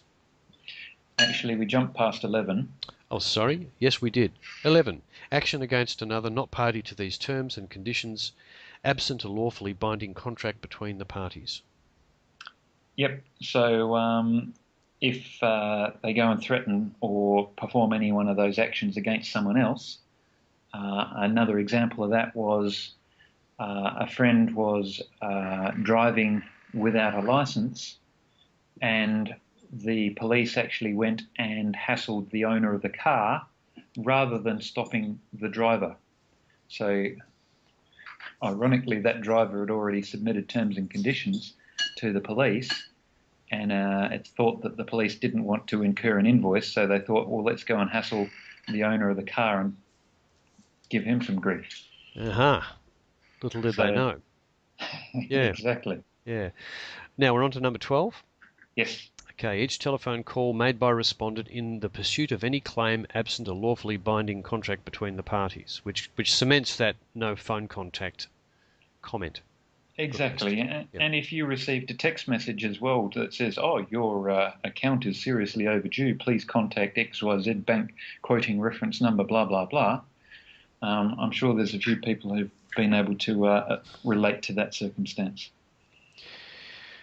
There's a note here. Without a lawfully binding contract in place, any fee, charge or invoice levied on an incremental basis, including but not limited to containing any interest component, will be treated as though a separate invoice. Units of increment will determine number of incidences invoiced. Right. So a perfect example is when you get a parking ticket and they try and collect the ticket plus they charge you an admin fee on top of it. Mm-hmm. I've previously treated each one of those as a separate incident. So you've got two items there to invoice. Point one, at any claim absent a lawfully binding contract. So you've got the original infringement and then you've got their admin fee that they want to charge on top. Mm-hmm. Another one might be where someone says, if you don't pay, we're going to levy your account at X% per day, or charge you a $20 overdue fee each day. Yep, separate fee for those, because that's a claim made against you with no lawfully binding contract in place. Exactly, and each unit of increment, in this instance daily, is you cop another invoice for each of those increments of what the charge is being made of you. And they're doing it to themselves. They're accepting the terms of your contract, or the terms and conditions that you've offered them. Yep, good stuff. Now, in the variable charges, number 13, we've got seizing proponent's private property or goods as surety for payment of any claim absent a lawfully binding contract between the parties. And I note this is per calendar day. Yeah, so if, for example, let's move to a mortgage situation where a property was foreclosed upon by, ironically, one of the foreclosed banks, and they seized the property, then I'd invoice for each day that the bank has seized your property as surety for the payment of a claim where they don't have any lawfully binding contract with you. Yep. Excellent. And number 14, each day claim is made against proponent's private property or goods, including but not limited to registering a lien absent a lawfully binding contract. Again, a calendar day event. Yes. Now this one's very similar to the point 13. Instead of them actually physically seizing it, they're making a seizure that is almost like a paper seizure. So, for example, say a mortgage was registered over a property, you couldn't sell that in the ordinary course of events as we're in today. You're being prevented to, your free will is being abrogated. Mm-hmm. So that is a claim that's made over your private property. And this term here is to say, well, we will invoice you for each day that you maintain that claim over my private property absent the lawfully binding contract. Fair enough. I don't think that would happen to many people, but it's a good clause to be in there. Now, changes to terms and conditions. Very simple. Terms and conditions may change at any time. Respondent will be offered new terms that will supersede and cancel any previously issued terms and conditions. So they don't get to say what the terms and conditions are going to be. No, and if anyone wants support for that, go have a talk to Apple with iTunes or Google. Yeah. That's exactly what they do. Yeah. So summing up the situation,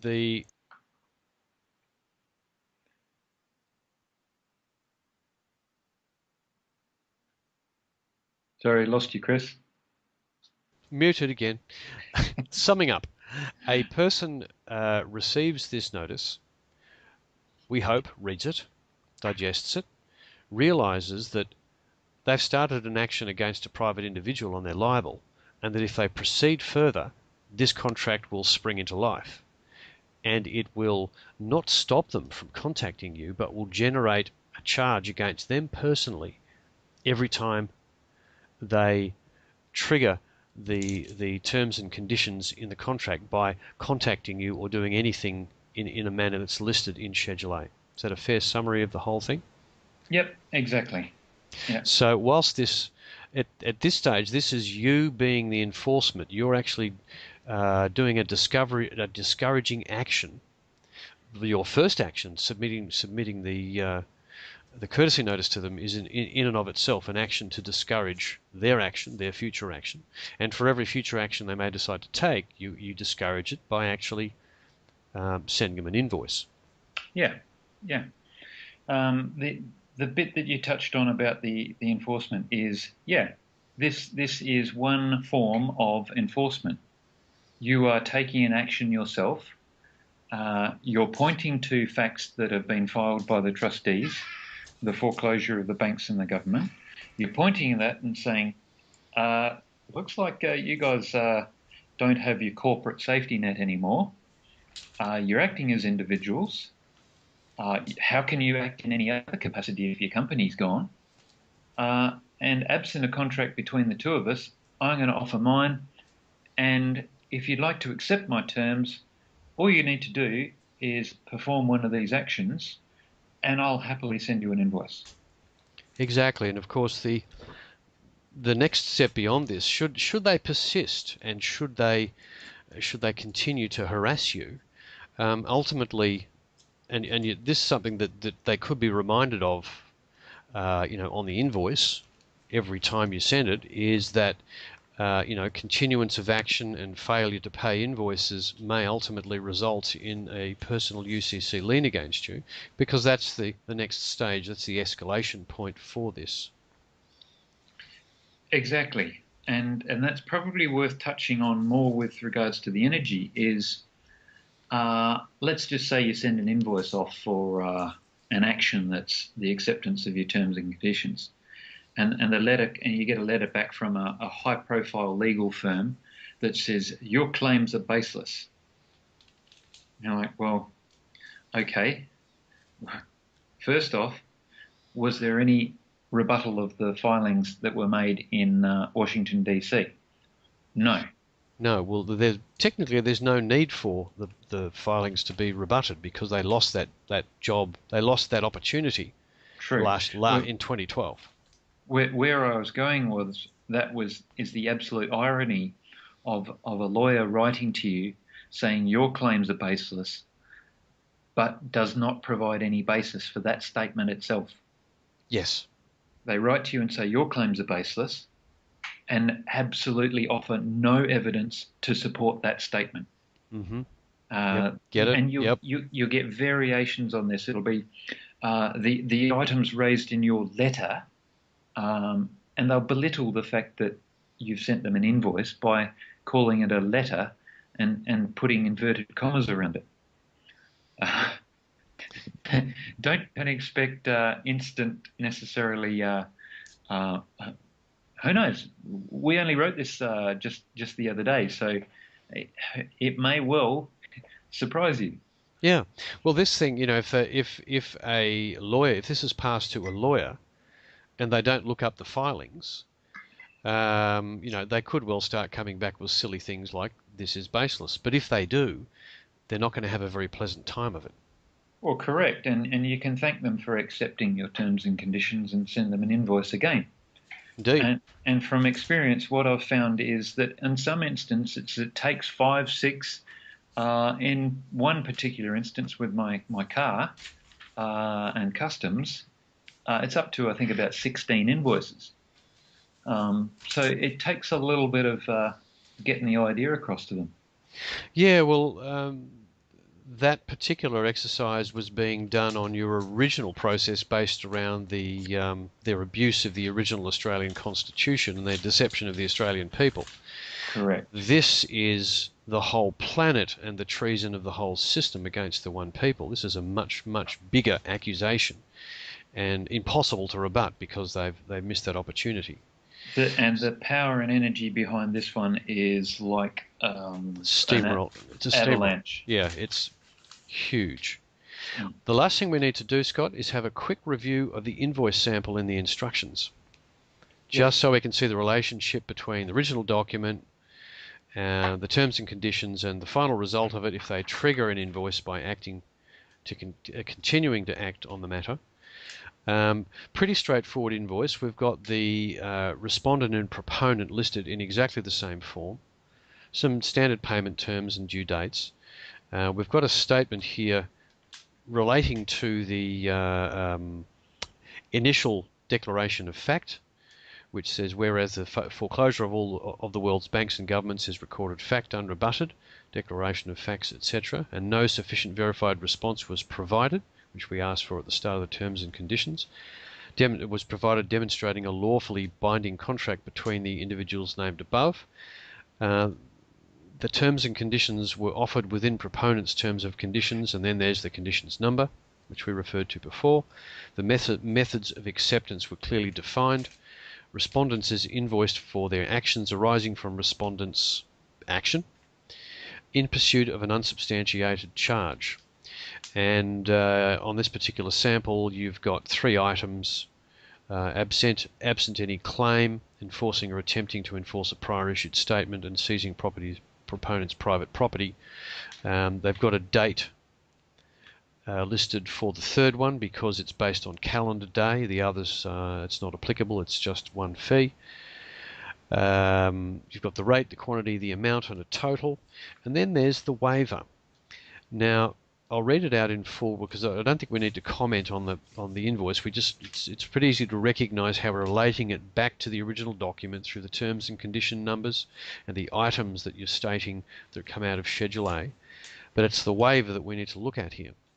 If within 14 calendar days of recorded receipt of this invoice, respondent is able to provide a sufficient verified response, which will be 1, proof of claim of a lawfully binding contract between the individual parties named above as required in terms and conditions reference number whatever, or 2, provide irrevocable written withdrawal of action itemized above causing this invoice to be issued. This invoice will be waived. No payment is required. Any invoices issued prior remain payable. Payment terms. Payment is demanded forthwith in satisfaction of this invoice. Proponent will accept delivery of physical coins to the total stated herein by any secure carrier authorised by whatever as payment. So the waiver is in fact, that's the parachute we referred to earlier. Exactly. It's again another aspect of the courtesy that you're offering. You're giving them that option. They've essentially jumped out of the plane. They've gone, I don't care about what this guy's got to offer. I'm going to get in there and do this anyway. I believe my corporation's still solvent. I'm still getting a paycheck. What do you mean? Of course we are the bank or government. So they've jumped out of the plane and taken that plunge and performed the action. Next thing you know, an invoice lands on their desk. Now, for a lot of people, I'd suggest that an invoice addressed to you as the individual, spelling out that you're now liable for this, your company's not going to pay it, it might encourage you to go and have a look into the validity of what's going on.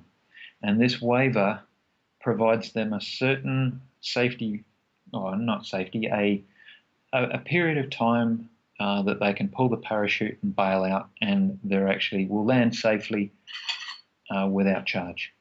That's basically that one. Very gentlemanly thing to do. Now, obviously, we would hope they would do that immediately they receive the first invoice, so that it's just all over. You know, there's no invoices to be paid. They've just withdrawn from the action. Exactly. And I suppose the good thing about this one is, whilst these guys are acting in their individual capacity, it's not like withdrawing from that action is an indictment of their company and their ability to collect on that debt. That company's all done and dusted, foreclosed, gone. So they couldn't make it any worse for that company. Former company. Yeah. Indeed, and it's really, the whole situation is really, it should be no reflection on them, because they're acting from a position of ignorance, which we're simply trying to put right, without any due damage being done to us on the way through, and ensuring that they clearly know the reality of the situation that they're in. One thing I will I think is important to add on this, Chris, is and I use this letterbox example quite often, is you think of the feeling of anxiety that a lot of people experience when they go to their letterbox and they open up the lid and they pull out this official looking envelope, and it's all, you pretty much know what's in it. There's going to be a demand for you to do something or pay something, and the fear factor is quite high. What we're doing in this process is we're turning the tables here. What we're doing now is, when you go out to the letterbox and you open that letterbox, having served this courtesy notice and your terms and conditions, is you are now looking in your letterbox for customers.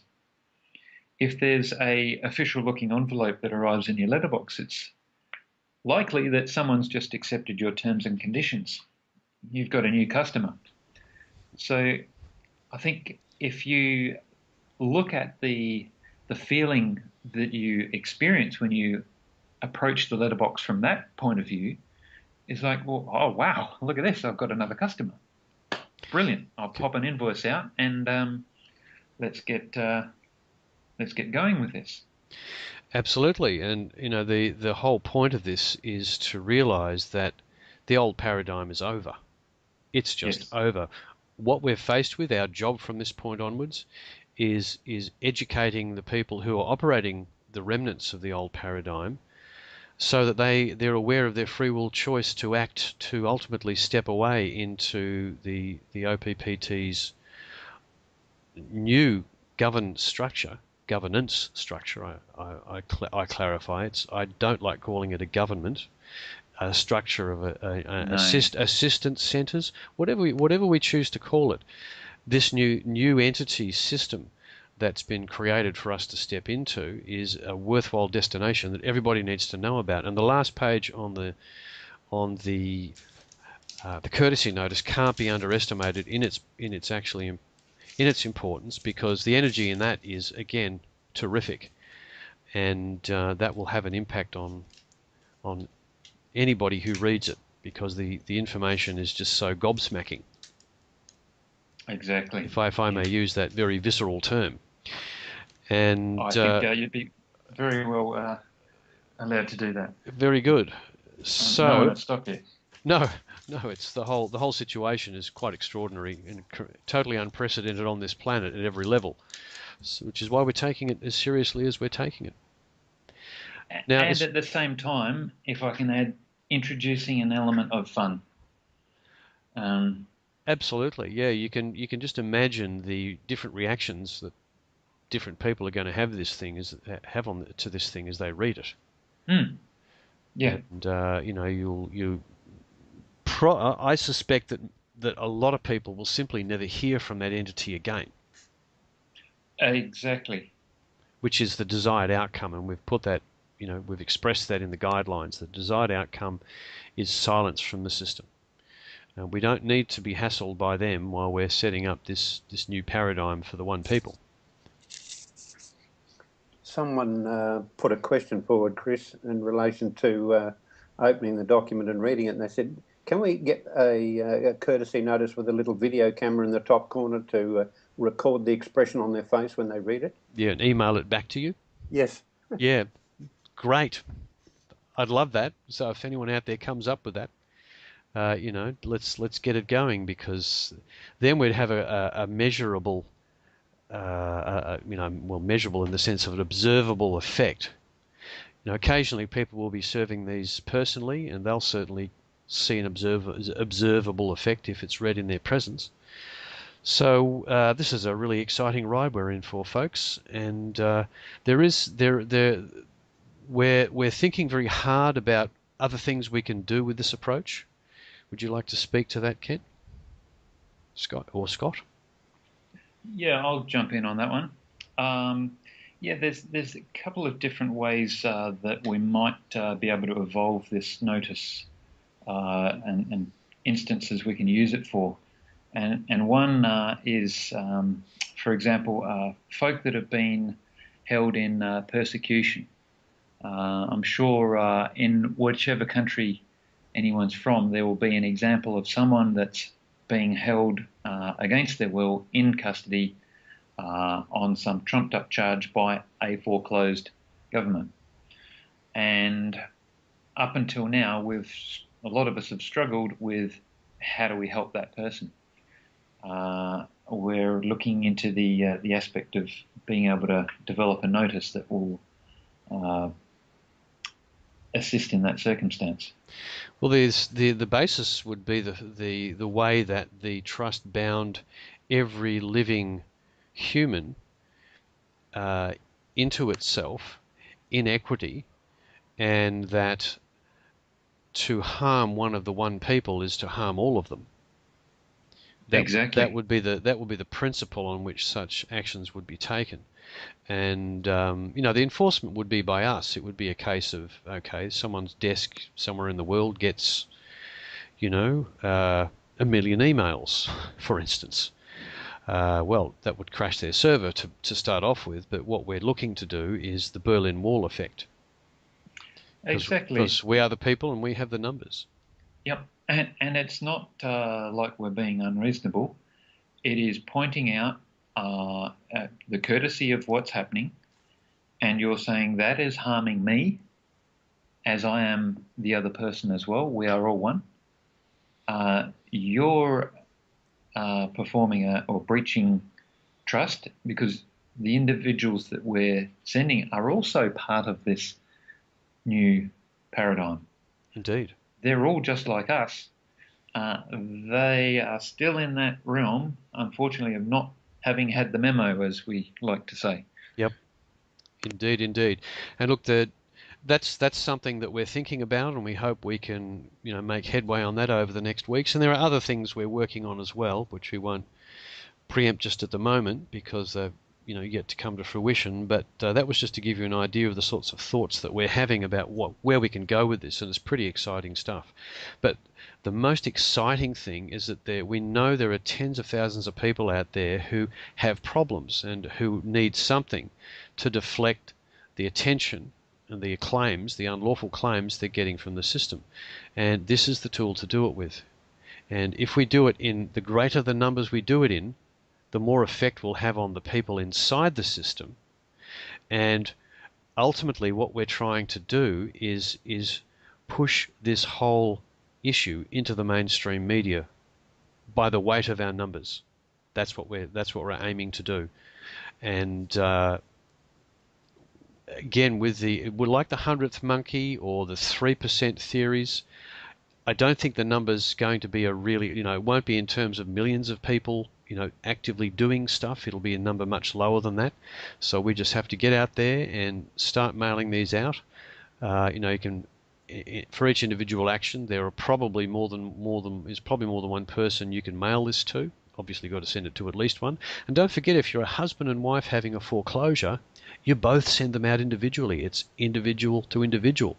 So if you've got a legal team, working for a bank, each person on that legal team gets one from one party and one partner and the other partner, and so it goes. The multiplication factor is what we're after. That's a good point, Chris. You might find, for example, you get these letters that have come from those prior companies or the former companies, signed Gaydon's lawyers or whatever. They've got a website, and quite often they'll list all of their partners or counsel and all of that sort of thing. You mean all those Gaydon's lawyers that put their name, that said we are Gaydon's lawyers and put that on the letter to you? They're all getting one of these, are they? Well, why not? You could write to each individual that works at that foreclosed place and say, I don't know which one to write to. In that case, you're all it.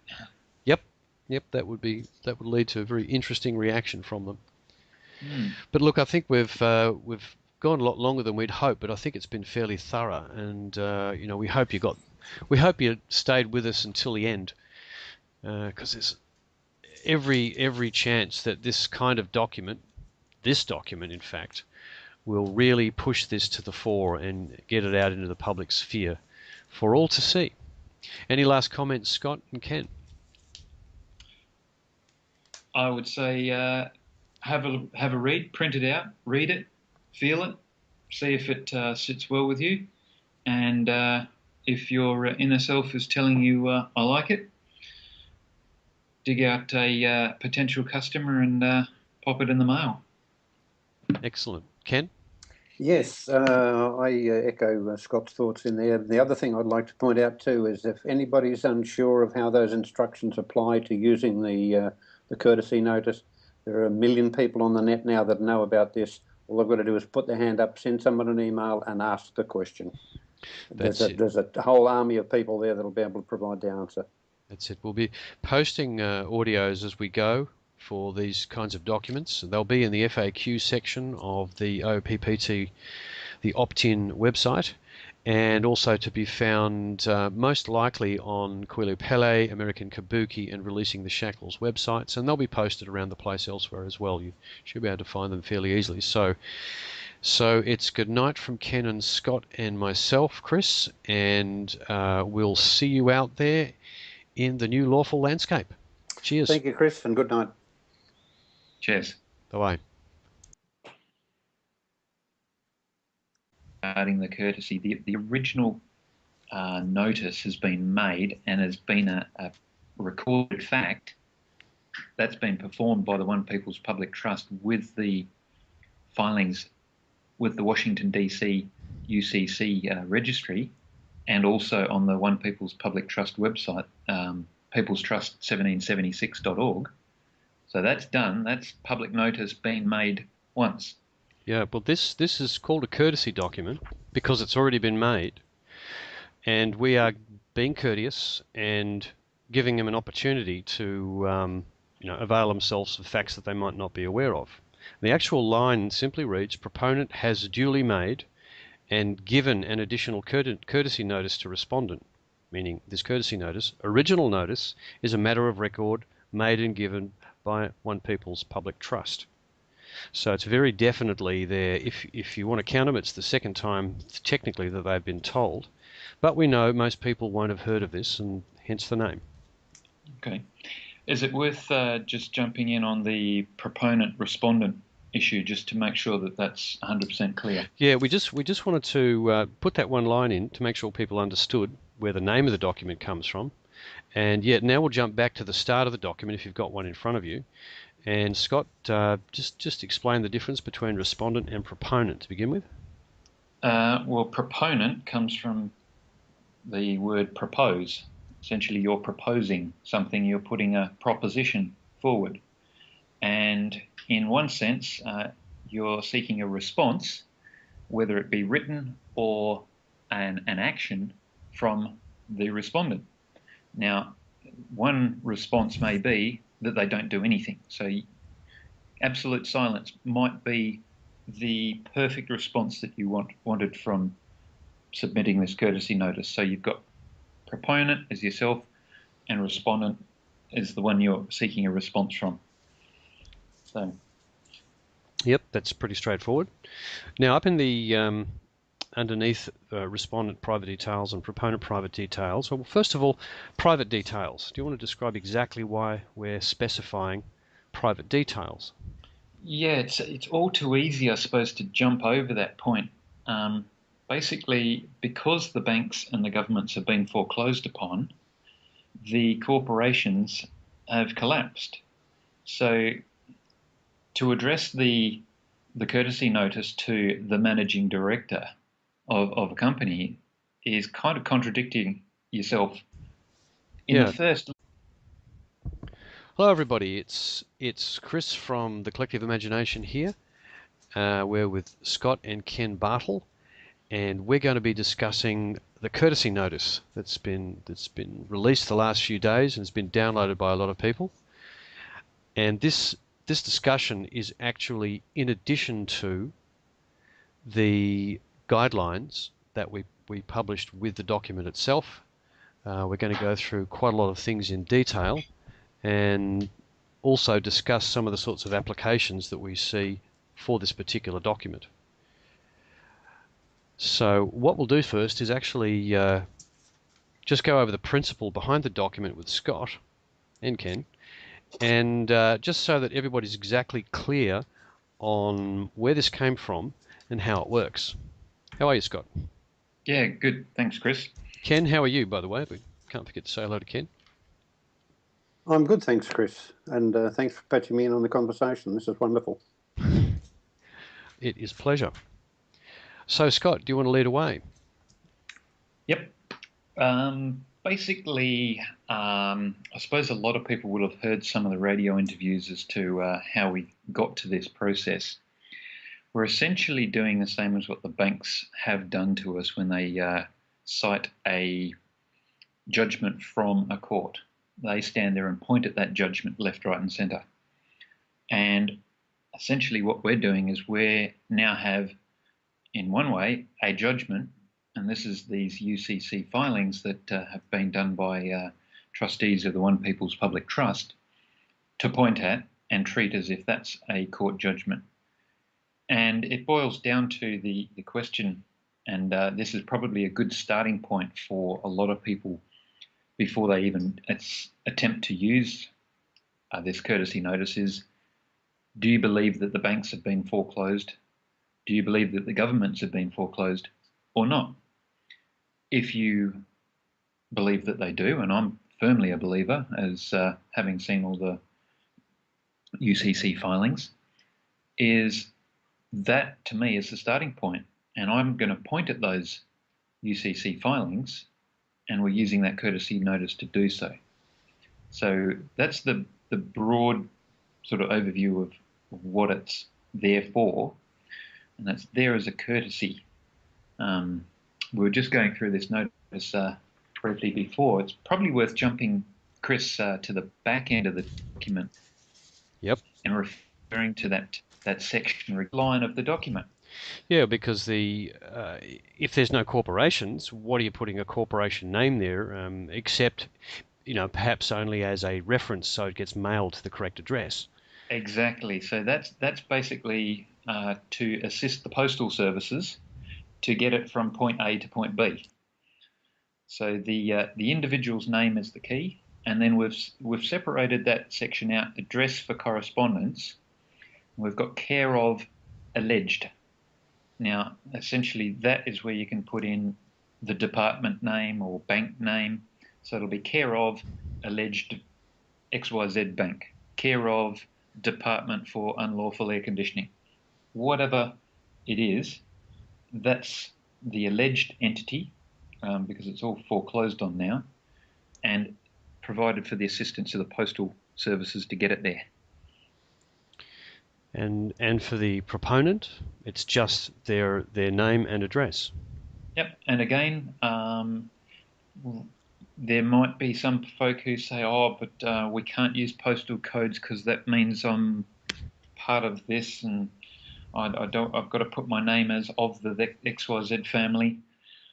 All of those things have come from the old system.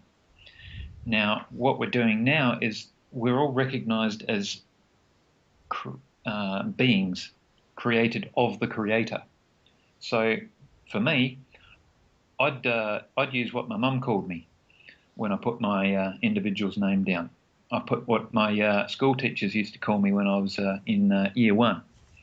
So, put your name down as to how you'd like it to be and how you are addressed, without fear of it meaning something other than a identifier to help something get to you.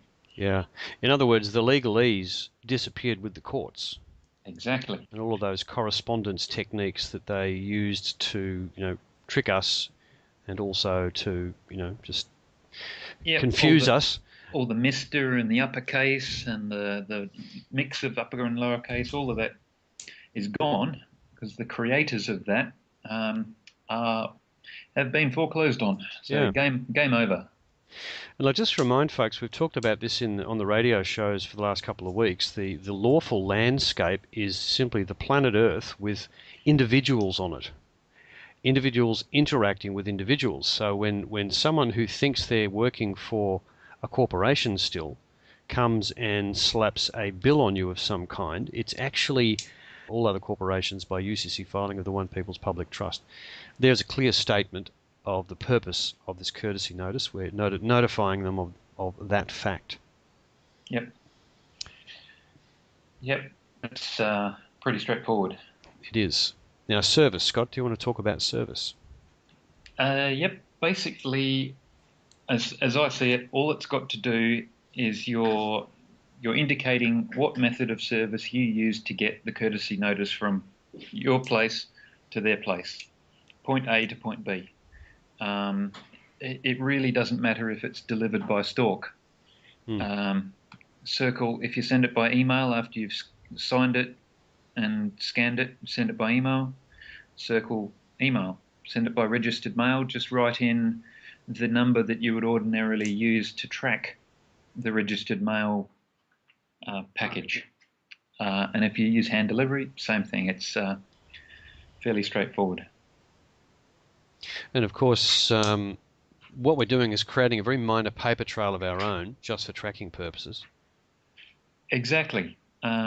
It's quite likely that you may require this courtesy notice or being able to reference when it was received. So, for example, if someone, and this is probably a good time for an example, if you got to the point of invoicing someone as a result of an action that they performed, being their acceptance of your terms and conditions, it's probably good to be able to point to the date and a document that evidences the receipt of that notice with them. So you can say, well, you got the terms and conditions on Monday and you entered into this action, which was the acceptance of the terms and conditions, on Wednesday. So Wednesday is obviously after Monday, so it would be reasonably expected by the people that they had received the terms and conditions and had a chance to consider them. And so when they performed an action on Wednesday, it would be reasonable to accept that they did so having made the full choice and acceptance of the liability and responsibility or the consequences of their actions. So having the date and the evidence of when the terms and conditions were received is probably a little bit more important than we've given recognition to in the guidelines. Okay, well that's very them, the person, doing it to you, the person. This is why we talk about the alleged organisation, etc. It's just an individual who at this point is ignorant, and we're trying, part of this exercise is we're trying to correct that ignorance, is unlawfully giving you a demand to pay by some kind of leverage. And this is why the entire document is set up in that fashion, and you'll see this reflected through everything else. The way the entire document is written, it's all based on that concept. If I can speak quickly to the structure, Chris, essentially we're saying, okay, given that the corporations and banks have been foreclosed, the individuals are acting in their unlimited liability. We're dealing on a one-to-one basis as individuals. What we're saying is, in the absence of any other contract that they might purport to or claim that exists that would ordinarily compel performance between the two of you, and that needs to be a lawfully binding contract, then what you're saying is, if there's none of those things in place, then I'm going to offer my terms to govern the relationship between the two of us. And one of the things that came up in some of the work I was doing was people might say, well, haven't you agreed a contract when you've signed a document with XYZ party? And the answer to that is you may have at the time. However, if that contract was an unlawfully created contract, or it relied on unlawful details or facts that were untrue, that was a unlawfully or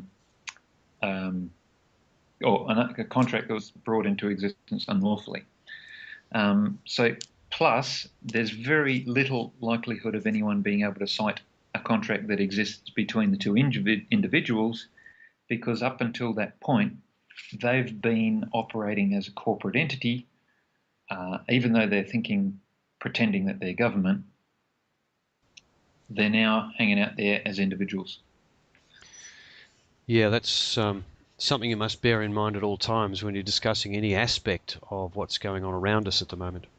And in fact, looking at the title, the re in this document, well, actually, let's go up a notch. First of all, we've got the date, which I don't think we need to describe in detail how to fill in the date. However, underneath that is re, which reads, unlimited personal liability arising from foreclosure of all banks, all corporate governments, and